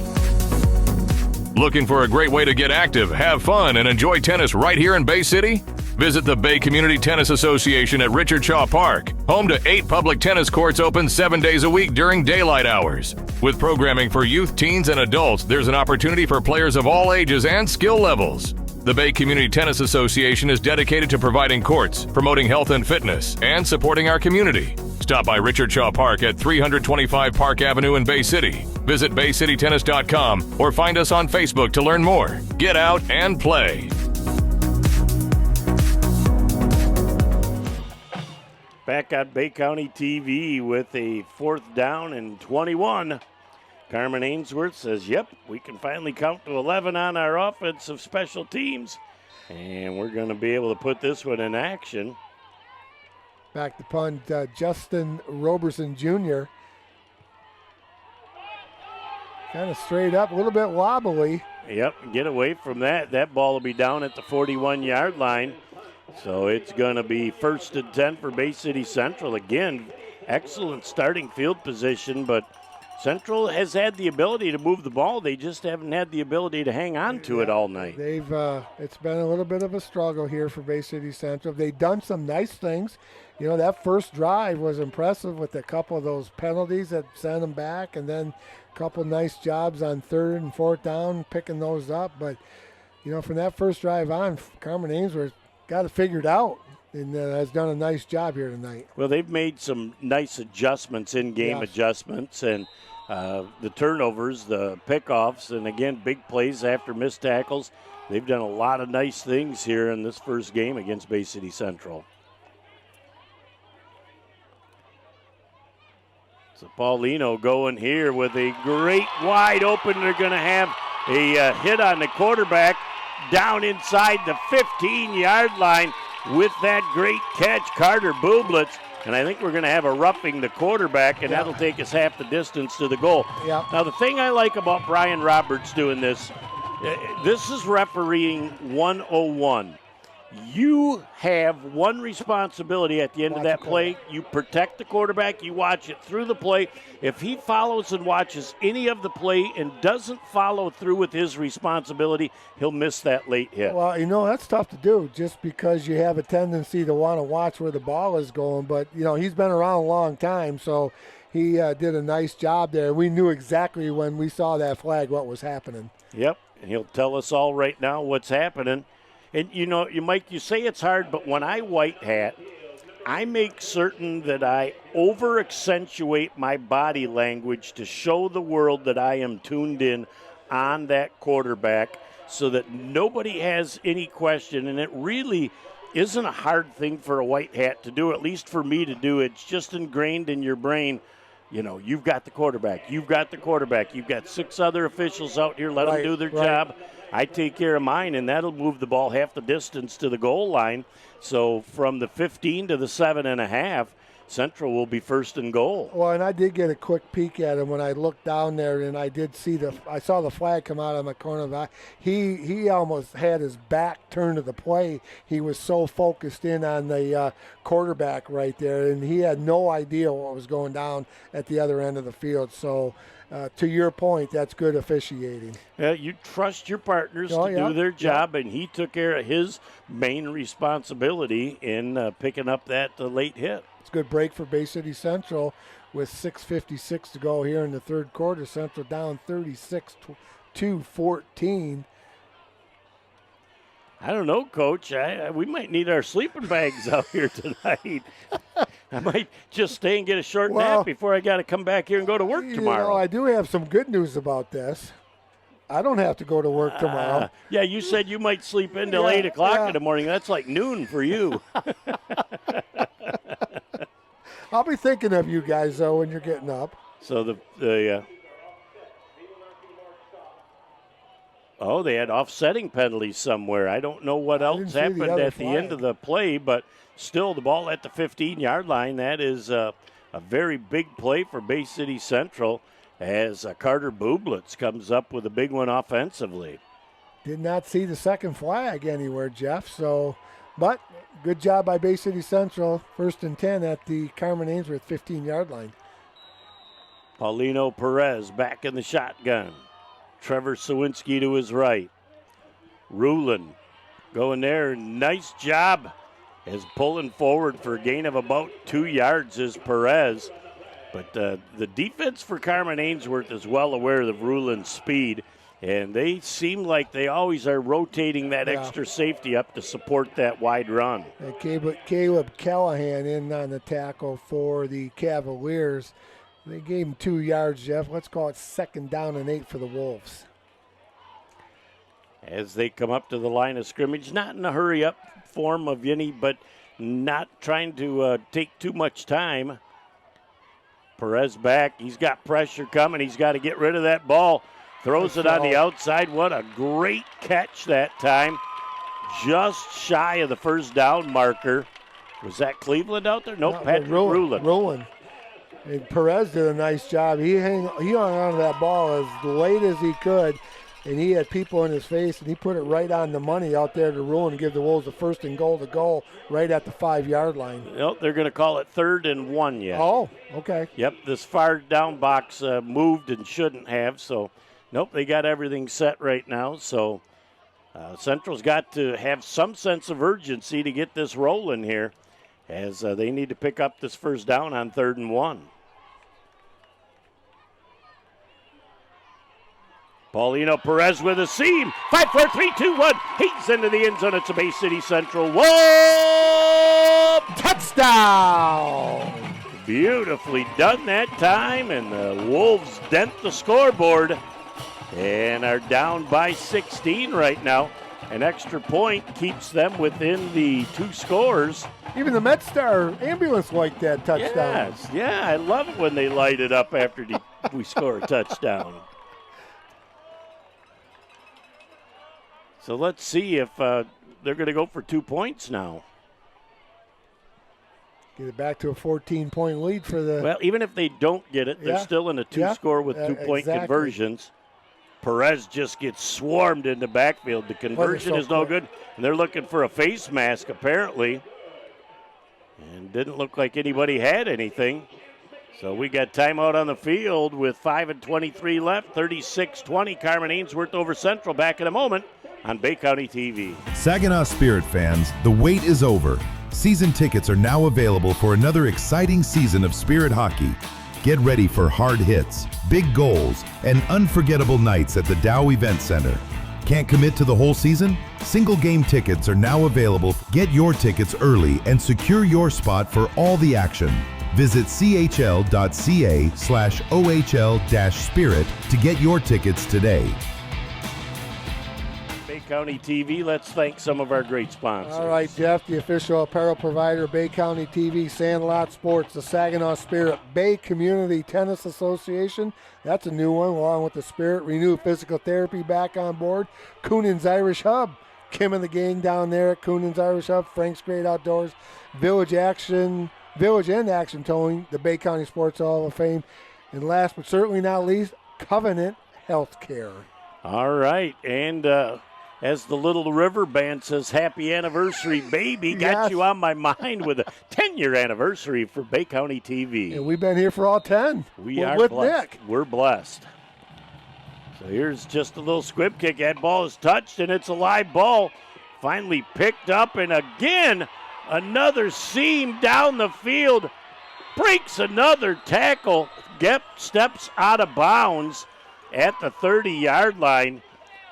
Boy, I would say Bay City Central is going to be looking at spending a little bit of time on their special teams this week, as Carman-Ainsworth has just run wild on their kick returns tonight. They have been very good on those kick returns, Jeff, and lucky for Bay City Central, he went out of bounds right at the Central 30-yard line, so it'll be 1st and 10 for the Cavaliers. But you're exactly right. They have done a very nice job on their punt and kickoff teams. Well, and I think trying to shed that tackle caused him to have to step out of bounds. So the technique on the tackle was good, because even if you don't get it, you forced him to the outside where he stepped out of bounds. So, but you got to make those tackles. You can't whiff on those, as Carman-Ainsworth is going to start with a very short field right now, and with 5:12 left, they're going to gobble up a little bit of time off the clock. Well, whenever they started, they've had pretty good field position all night long.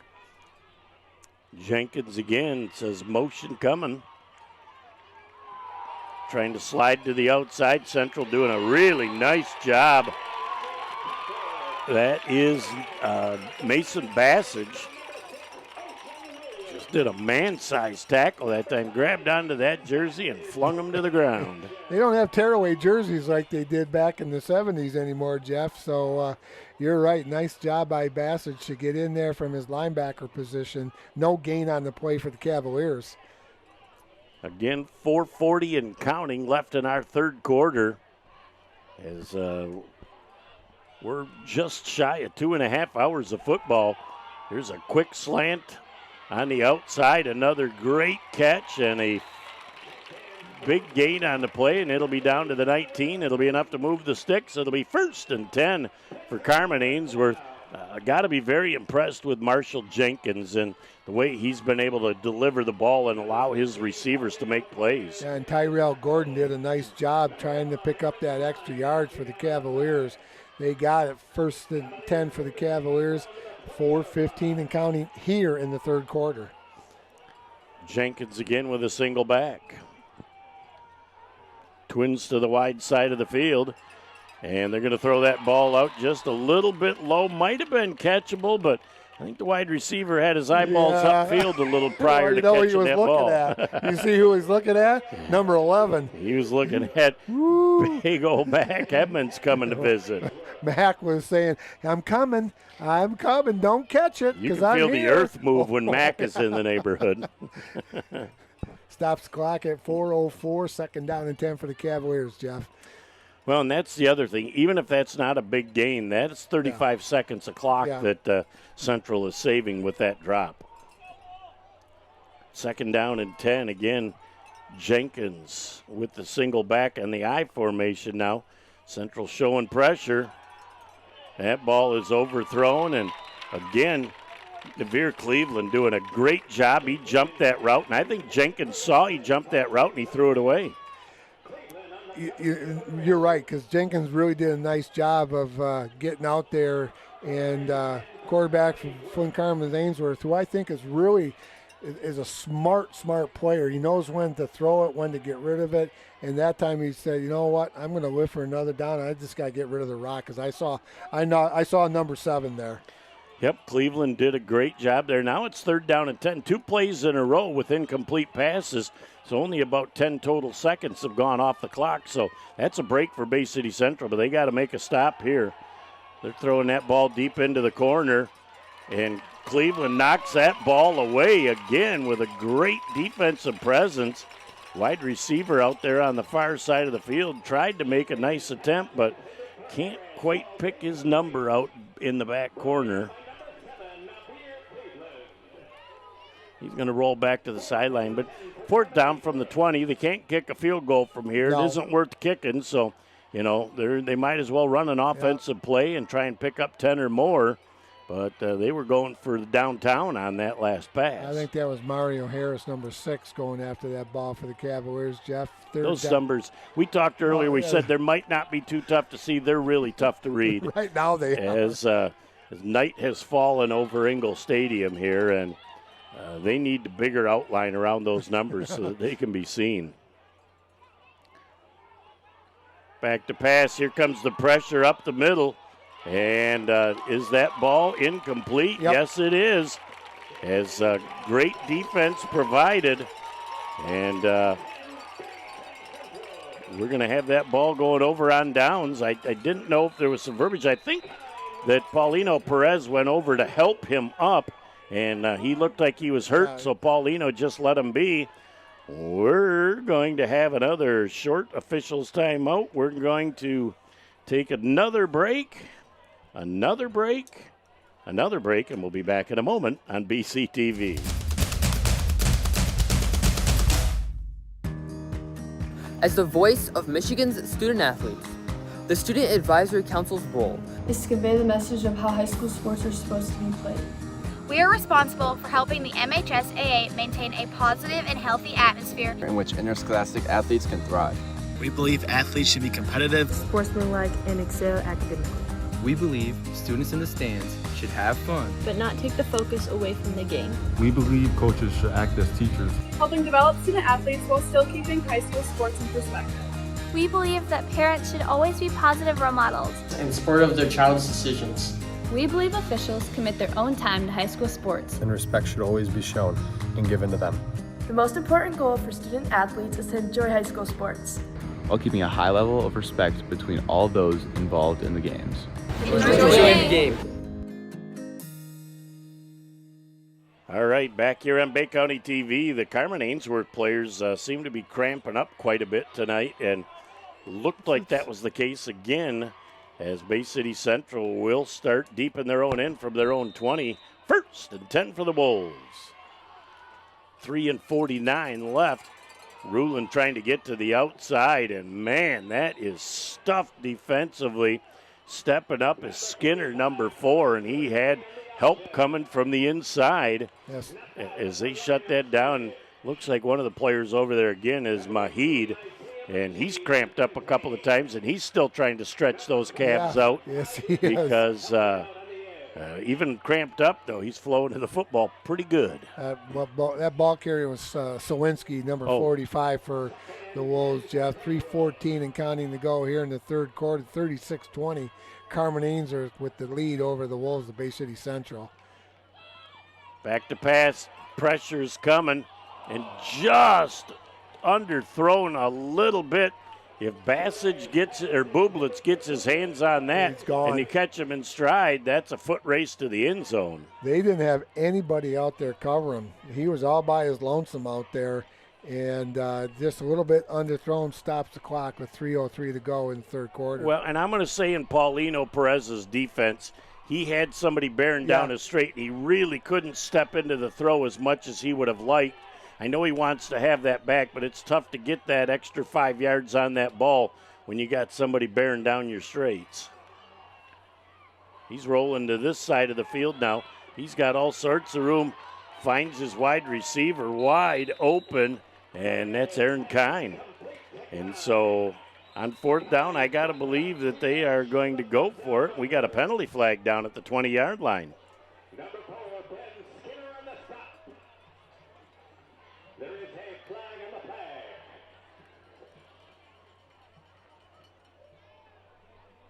See what the head linesman and the line judge are talking.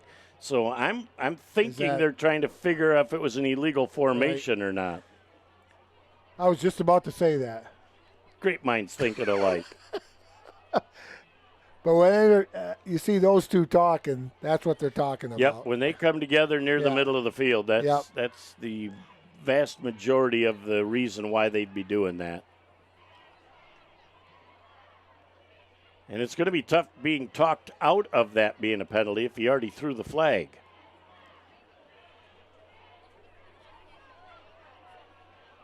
Now White Hat Brian Roberts comes.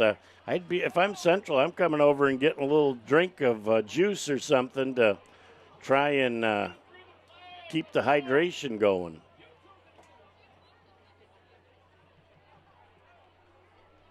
Now they're going to try to explain it to Coach Jarsfer from Bay City Central. Still, that lineman's going to have to run back over and get his flag back After over he on the talks 20. to Coach Harris, Mario Harris, and tell him what's going on. An eligible downfield for Central. Huh.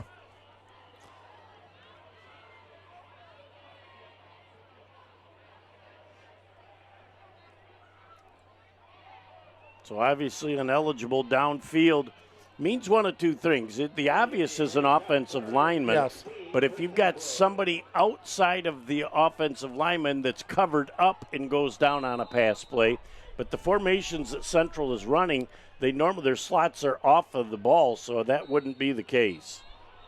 Now we've got third down, and what do we got now? A false start on the offense.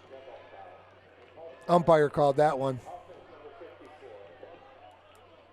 So a lot of times what you got there is the center might have twitched that ball or one of the guards moved, but Central again with another unforced error pushes themselves back, and it's third down now and 21 yards to go.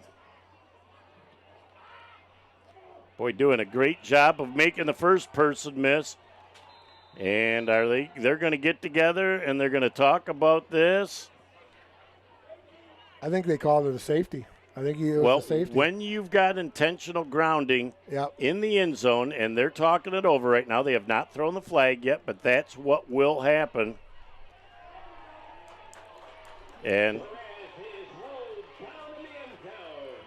that's a tough one because that puts Bay City Central not only down by 3 scores, but they got a free kick from their own 20-yard line and give the ball back to Carman-Ainsworth. And kicking into the wind, too. But, at that point, you would have to even at least think about or consider putting it on a tee and trying an onside kick to get the ball back, because with 2:40 left in the third quarter, your chances of getting 3 more possessions and scoring on all 3 possessions are a little tough. Yeah, and the way Carman-Ainsworth's been playing and doing what they do best. They've been throwing the football. They've been very once they get outside, this is Carman-Ainsworth at their best right here tonight, Jeff. This is what they're going to do all year in the Saginaw Valley with their speed and their size and their defensive capabilities. This is Carman-Ainsworth, and this is what they do. And we've seen them before on Bay County TV. And they've got good athletes, they've got good size, and they've got a quarterback that is absolutely does a great job running that offense. And they're not bad on defense either. And it looks like they're doing a little better job with some good hands people up on that front line. But I really think that's what Central needs to do, especially because they're kicking into the wind. Yep. They've got to try and for me, I'm going to try and kick the ball over here on the wing because everybody else is backing out of the way. That thing goes 10 yards and it's live. A little bit of real estate right here in front of us. So there's a live ball, and that is going to be picked way back up at the 26-yard line. And there's a penalty flag down, and we have a kick returner finally down for Carman-Ainsworth. Like number 8, McFarland, in on the tackle for Bay City Central. No, number 6, excuse me. Williams in on the tackle for Bay City Central. Ocean Williams. We're going to have a holding, it looks like, on the offense on the return.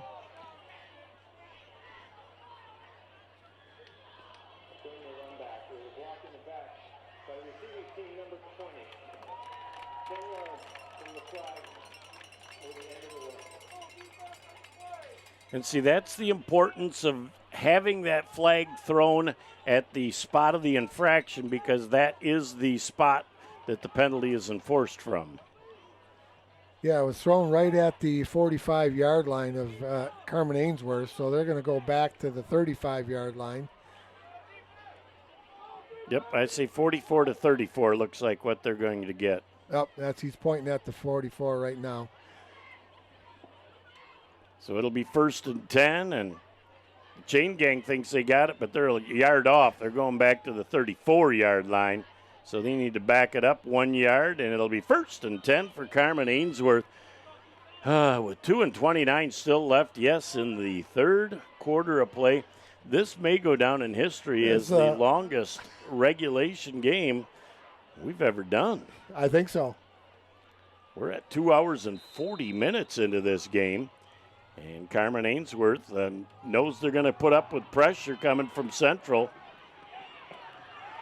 Nice tackle. Great open field tackle by Naveer Cleveland that time. As the big fella, 215-pound or more, he handles the mail and gets outside pretty quick. He is a football player. He does a nice job. But that was a nice tackle by Cleveland coming up one-on-one. And, when you got a guy that big, you know where you got to go. You got to hit him low. How low can you go? Gain of about 3 on the play. 2nd down and 7 for Carman-Ainsworth. Again, great clock management by Jenkins. No hurry offensively. Yeah. He looks things over. They've got motion. They could have a flag there for 2 men in motion at the same time. As Central coming up with a nice tackle is Emilio Leach with the initial hit. He did a nice job, Emilio did. He hit him pretty good. I almost thought it up. On that play, it looked like the first person hadn't reset before the second one went in motion, and that could have been an illegal shift, but the head linesman must have ruled that he stopped just in time. And, you got to stop and think, players' first game. It's also the officials' first game. Yep, you're right. They're seeing this stuff at this level and this speed for the first time of the year, and unless you've ever done it, it is not an easy thing to do. Well, and scrimmages are one thing. Scrimmages are not like a real game. Well, and when you're in a scrimmage, most of the scrimmages you're doing 3-man, not 7. Yeah. So you're really only policing a few things. There's Mac Evans with a nice job from the backside. It'll be 4th down and 10 yards to go as Mac has really started to do a great job here of finding Jenkins in the second half, and that's at least the second time he's gotten after him. Yeah, and number 11 is only a junior, so Jenkins is limping off on one foot right now. He's going to go to the sideline right now, and that right ankle looked like it was twisted or something, so they're going to have to replace him, and we're down to 5 seconds left, so that will take us to the end of the third quarter. Flint Carman-Ainsworth Cavaliers 38, Bay City Central Wolves 20. Back in a moment for the fourth quarter on Bay County TV. There's just one place where students are students first, and athletics are played with purpose and perspective. That place is your local high school. High school sports offer more than the joy of competition. Studies show that student athletes are also likely to enjoy greater levels of achievement in other areas of their lives, including academics. High school sports, a winning part of a complete education. Back here on Bay County TV, it is fourth down and a bunch. Throwing that ball for a first down and more. Great job by Bassage as he gets that ball out. And he gets that to Patrick Rulin. The junior makes a great run after the catch to get the first down. Official timeout on the field. Yeah, Bublis did a nice job getting the ball to the receiver right there. I think that was Pat Rulin. Yeah. Number 6 for Mario Harris. He's had a nice game tonight for Carman-Ainsworth. He's down. And it doesn't look like a cramp because he's on his side and they're bending that leg backwards. So the training staff is going to have their hands full with Carman-Ainsworth, and by the time they're going to get back home, it's going to be after midnight. I don't think they'll have enough time to fill an ice bath or two. Have those kids sit in it. Yep, you might need to just drop a boatload of ice in your pool and call it good. First and 10 for Bay City Central. And we've got a yellow hanky on the near side of the field. So we've got offside encroachment on the defense. So free 5 for Bay City Central with 3:19 left in this 26.2 marathon. Well, we may be part of a record. You never know. Well, 3 hours and 43 minutes, and the way this game is going, we're going to be at least close. And going to the outside again, the pressure forces Bublitz to have to get rid of that football right away, as I would say that Carman-Ainsworth front 7 defensively have done a fabulous job tonight of putting pressure on the quarterback. They're coming off the ball very, very well.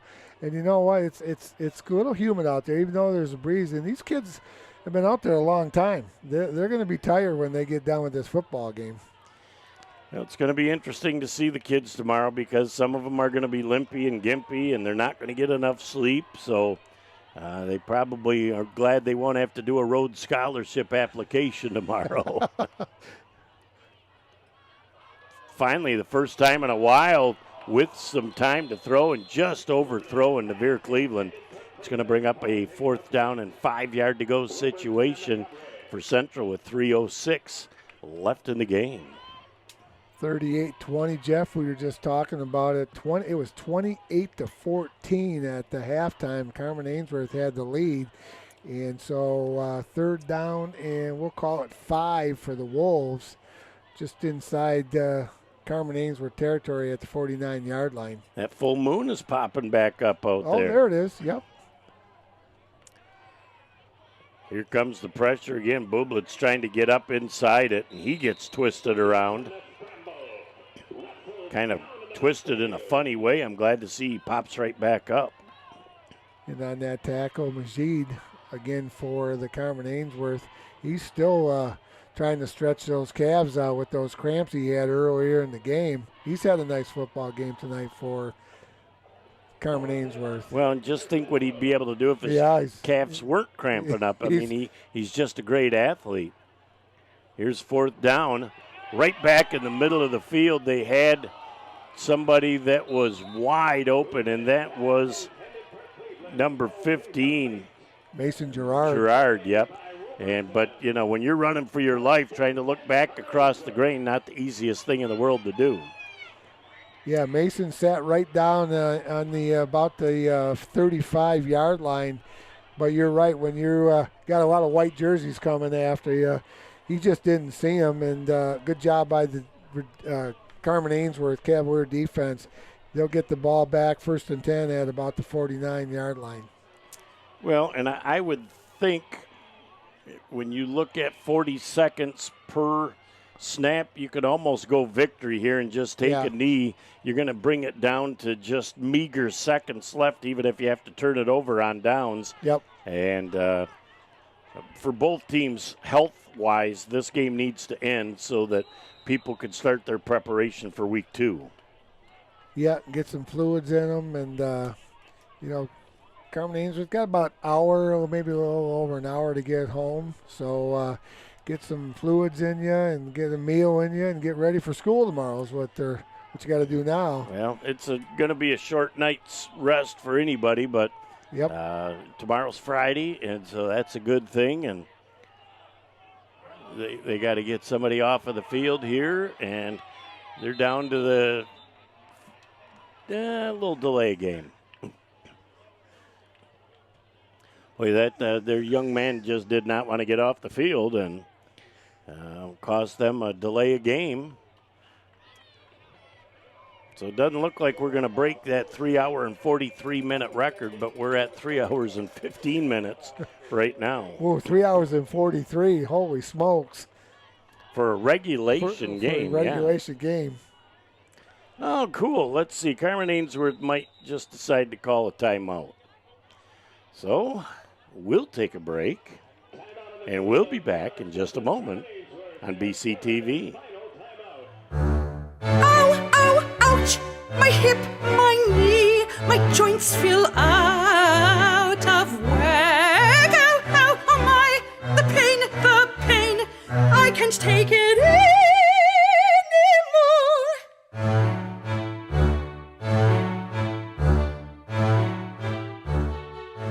Here on Bay County TV, as Jenkins lines up, kind of a power I-back field formation. Everybody but the center moved, and hey, yellow hanky skyward. I would say by the time this film is broke down, that both teams have a few things to work on. Oh, sure, yeah. No, there's no doubt that both teams are going to look at it and say, we've got a lot of work to do before we get to game number 2.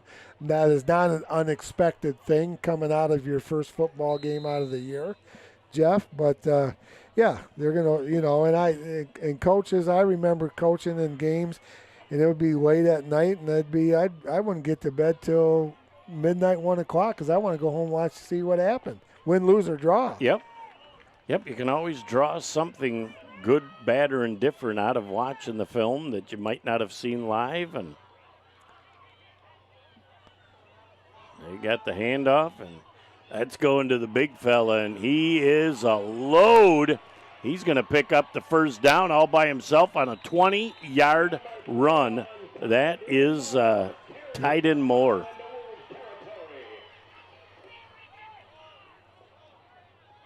That was a man-sized effort. Well, that was 6'1", 215. That's a big one.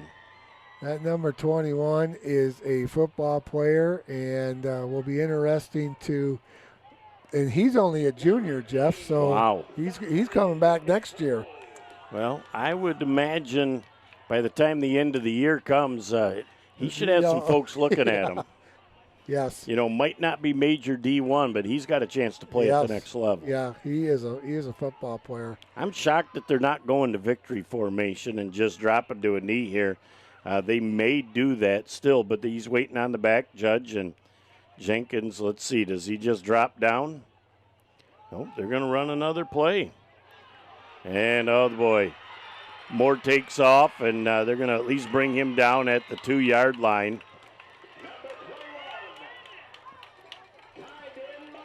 don't really care for the way that Coach Harris is finishing this game.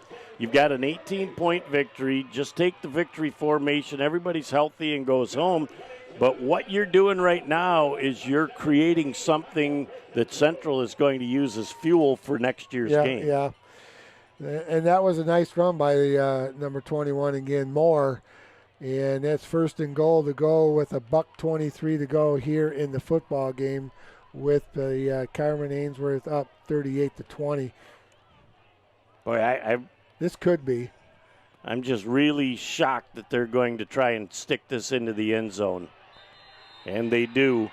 And that is just not good sportsmanship. But, again, that will be fodder for the matchup next year. You know, the Carman-Ainsworth team, you got to love the fact that they haven't had a lot of success, so they want to enjoy every play and every moment, but they just got a misconduct penalty on one of the Carman-Ainsworth players. Unsportsmanlike. So they're going to move them back 15 yards. My goodness. And $1:07 to go, 44-20. Cavaliers with the lead over Bay City Central. Well, and, you know, when Central gets the ball, I would not be shocked if Central just takes a knee, too. You can't come back and win the game. You don't want anybody to get hurt this late in the game. So that is certainly something that I think you almost have to. Now, what they're going to do is they're going to take that on the kickoff instead of on the extra point. Okay. But, you know, Central's been banged up tonight, too, and you just got to try and get out of this game so that you can be as healthy as you can going into week 2. Exactly. Moore sitting back there in the power eye.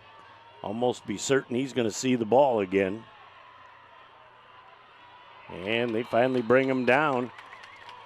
Timeout on the field with 1:07 left in the game. 44-20, back in a moment on BCTV. For over 75 years, Frank's Great Outdoors has served as the Great Lakes Bay region's premier hunting, fishing, and outdoor shopping destination. What started in the mid-1940s as a roadside bait and tackle stand has now blossomed into a 30,000 square foot outdoorsman's dream shopping location. Stop by the store located at 1212 North Huron Road in Linwood or shop online at franksgreatoutdoors.com to find everything you need to get your next outdoor adventure started. Here on Bay County TV with 1 minute and 7 seconds left in the longest regulation game that Jeff Doan and Mike Guazdala have ever done. No doubt. Welcome Abby to the I hope mix she here. comes back. Yeah, we scared her away. She's like, those guys are jinxes. I'm not working with them anymore. She's heard enough of us for probably hear us in her sleep tonight. Well, and there is Stefan Smith, and he's just holding on to that football for dear life. And there is, and we're going to get a 15-yard penalty at the end of that play. And boy, Stefan Smith has really had a rough night because he dropped that one too and picked it right back up. But he put the death grip on that ball as soon as he got it back in his possession to make sure that nothing happened. They're going to mark off 15 yards with 59 ticks left in the game. Put him into Carman-Ainsworth territory, Jeff. Got a dead ball, personal foul. Number 20 on the defense. 15-yard penalty for Green Walker. And it'll be 1st and 10 for Bay City Central. And again, I know you want to get as many snaps as you can for your backup quarterback. But, you know, there's something to also be said for I'm not going to score 4 times here in less than a minute. And I want my players to be healthy. So although some fans might not understand if they go that route, I think it's definitely something that they should consider here in the last 59 ticks. Would agree with you.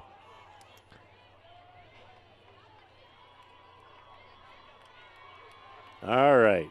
On the snap of the ball, the clock will mercifully roll. as they send that ball out. And look where he's going. Down to the 20-yard line. This is his first carry of the night. Javen Campbell. This kid, well over 1,100 pounds with the squat, the deadlift, and the bench. He's a 178-pound kid, and he's the strongest kid in the entire weight room. Senior this year, Jeff, running back, plays a little bit of linebacker. Nice run by Javen right there. He runs violent.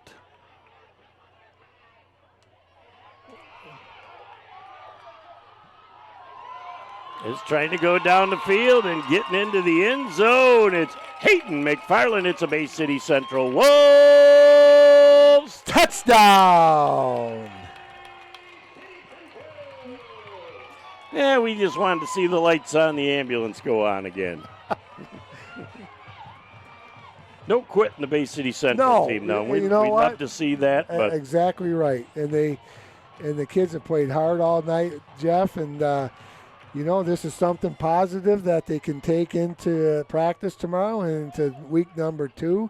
So, you go in, you know what you got to fix, but you know that there was some good things done tonight. That first drive, you can build on that at the beginning of the game, and you look for the positive, work on some of the other things, and get ready for week number 2. Flick to the outside, and the conversion is going to be no good, so we've got time out of the field with 23 ticks left in the game. We're going to leave it right here. And, Mike, typically as a coach, when you have a varsity game, whether it's a Thursday night or Friday night, Saturday's probably not a heavy practice day. You're trying to recover your body, so it'll be probably more film and maybe light walk-through stuff to try and fix a few things, correct, from the night before? And, if it's a Friday, it might even not even do anything on Saturday because you'll come in on Sundays. Most of the teams come in on Sundays and watch film, and coaches come in and talk and do some things like that, Jeff. But, the Thursday schedule is a little bit different. The Thursday game is a little bit different than a Friday game. Friday, you might have a walkthrough tomorrow, take Saturday off, come in on Sunday.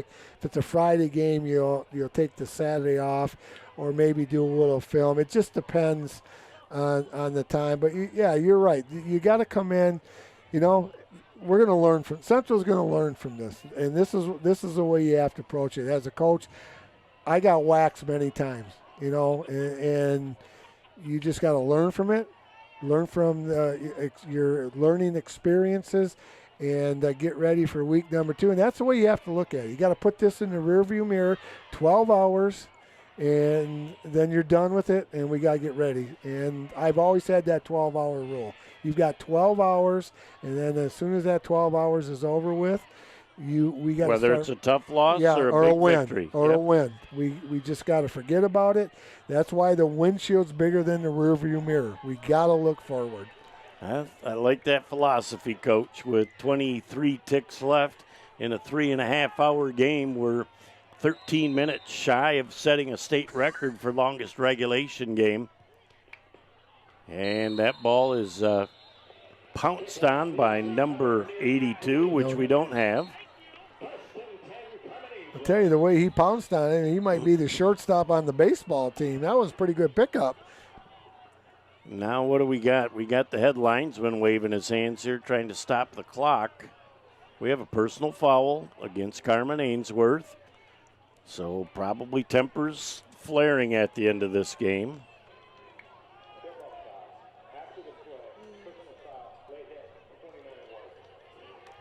And again, part of this I feel like is they're not used to winning.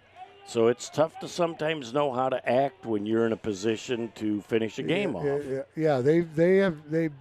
Basketball, they've been very good over the last few years. I think they went to a state final in basketball in Class A, but they've struggled a little bit in football. But they look pretty impressive tonight against the Bay City Central Wolves. But this has been it's been a weird type of kind of a strange game. And like we talked, I've done a lot of football games and a lot of sporting events. I don't remember anything like this in all the years that we've done stuff. Well, and I'm going to tell you, as a headlinesman right now on that side of the field, I'm walking up to Coach and I'm saying, you are taking a knee, aren't you? I want to impress on him. We need to get this game done, because if you don't do that and one of your players or another opponent gets hurt, it just, there's no sense or there's no need for it. You know, get your team changed and get on the bus and head back for home. You've earned a very hard-fought victory tonight, but everybody's banged up. They're cramping up.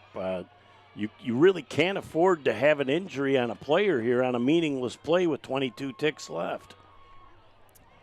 Well, and the way that the line judge and head linesmen are in, that's exactly their going victory finally. Yep. Mercifully. All right, and we'll finally be able to say the famous words. 3 hours and 30 minutes. And hopefully everybody does good when they shake hands. Yeah, they will. With 5 seconds, 4, 3, 2, and 1. That's all there is. There isn't anymore. The final score in our ball game: Flint Carman-Ainsworth Cavaliers 44, the Bay City Central Wolves 26. We'll be back to put the wraps on this one in just a moment on BCTV. Looking for a great way to get active, have fun, and enjoy tennis right here in Bay City? Visit the Bay Community Tennis Association at Richard Shaw Park, home to 8 public tennis courts open 7 days a week during daylight hours. With programming for youth, teens, and adults, there's an opportunity for players of all ages and skill levels. The Bay Community Tennis Association is dedicated to providing courts, promoting health and fitness, and supporting our community. Stop by Richard Shaw Park at 325 Park Avenue in Bay City. Visit baycitytennis.com or find us on Facebook to learn more. Get out and play.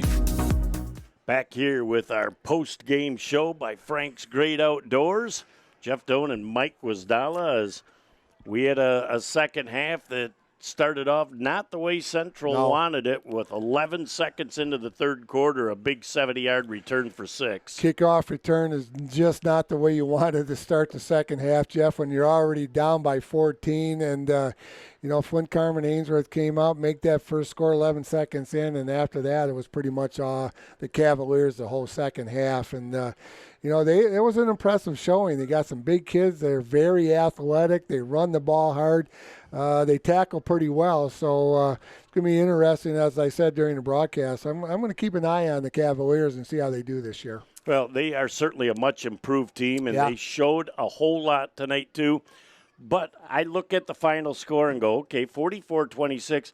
Central did a lot of really good things tonight, but they really need to shore up their tackling and their special teams. Penalties weren't a huge issue in the second half like they were untimely in the first. There were, some unforced errors, Jeff, and, they didn't hang on to the ball as well as they would like to. There's some things that the Wolves are going to have to work on, but Coach Jarstifer and his staff are going to look at the video tonight and tomorrow, and they're going to get the kids together. They know what they have to do, and they did some good things. But now, you got to let them know what they did with the good things, and this is what we got to work on. We got to hold on to the ball. Our special teams has got to get better, and we got an opportunity staring us in the face in game 2. Let's go out there and win that week 2 game. Well, trainer Amy is going to have her work cut out for her. Central got really nicked and banged up tonight, and so there's some players that are in question for next week. So it's the way it is. It's next man up if they can't go, and you're ready to just step in. Yeah, and that's the way you got to look at it. And if they can't go in week 2, you're right. Next man up, that you got to play. You just got to take his place. We got to get ready with our backups or with our starters, and hopefully those starters can play next week, and they'll be feeling good. But there were some good things. They know they've got to work on it. Like I said during the broadcast, you got 12 hours. And after that 12 hours is done, we forget about it. We get ready for week number 2. Well, that about puts the wraps on our Frank's Great Outdoors post-game show. On behalf of the whole crew, Jeff Doan, welcome back, Coach. It's good to see you, my friend. Mike Wasdala. Abby Parks, welcome to the foray here. Sorry, all our games are not going to be 3.5 hours long. Nick Page is great as he produces and directs. So have a great night. We'll look forward to seeing you next week. We'll see you from John Glenn.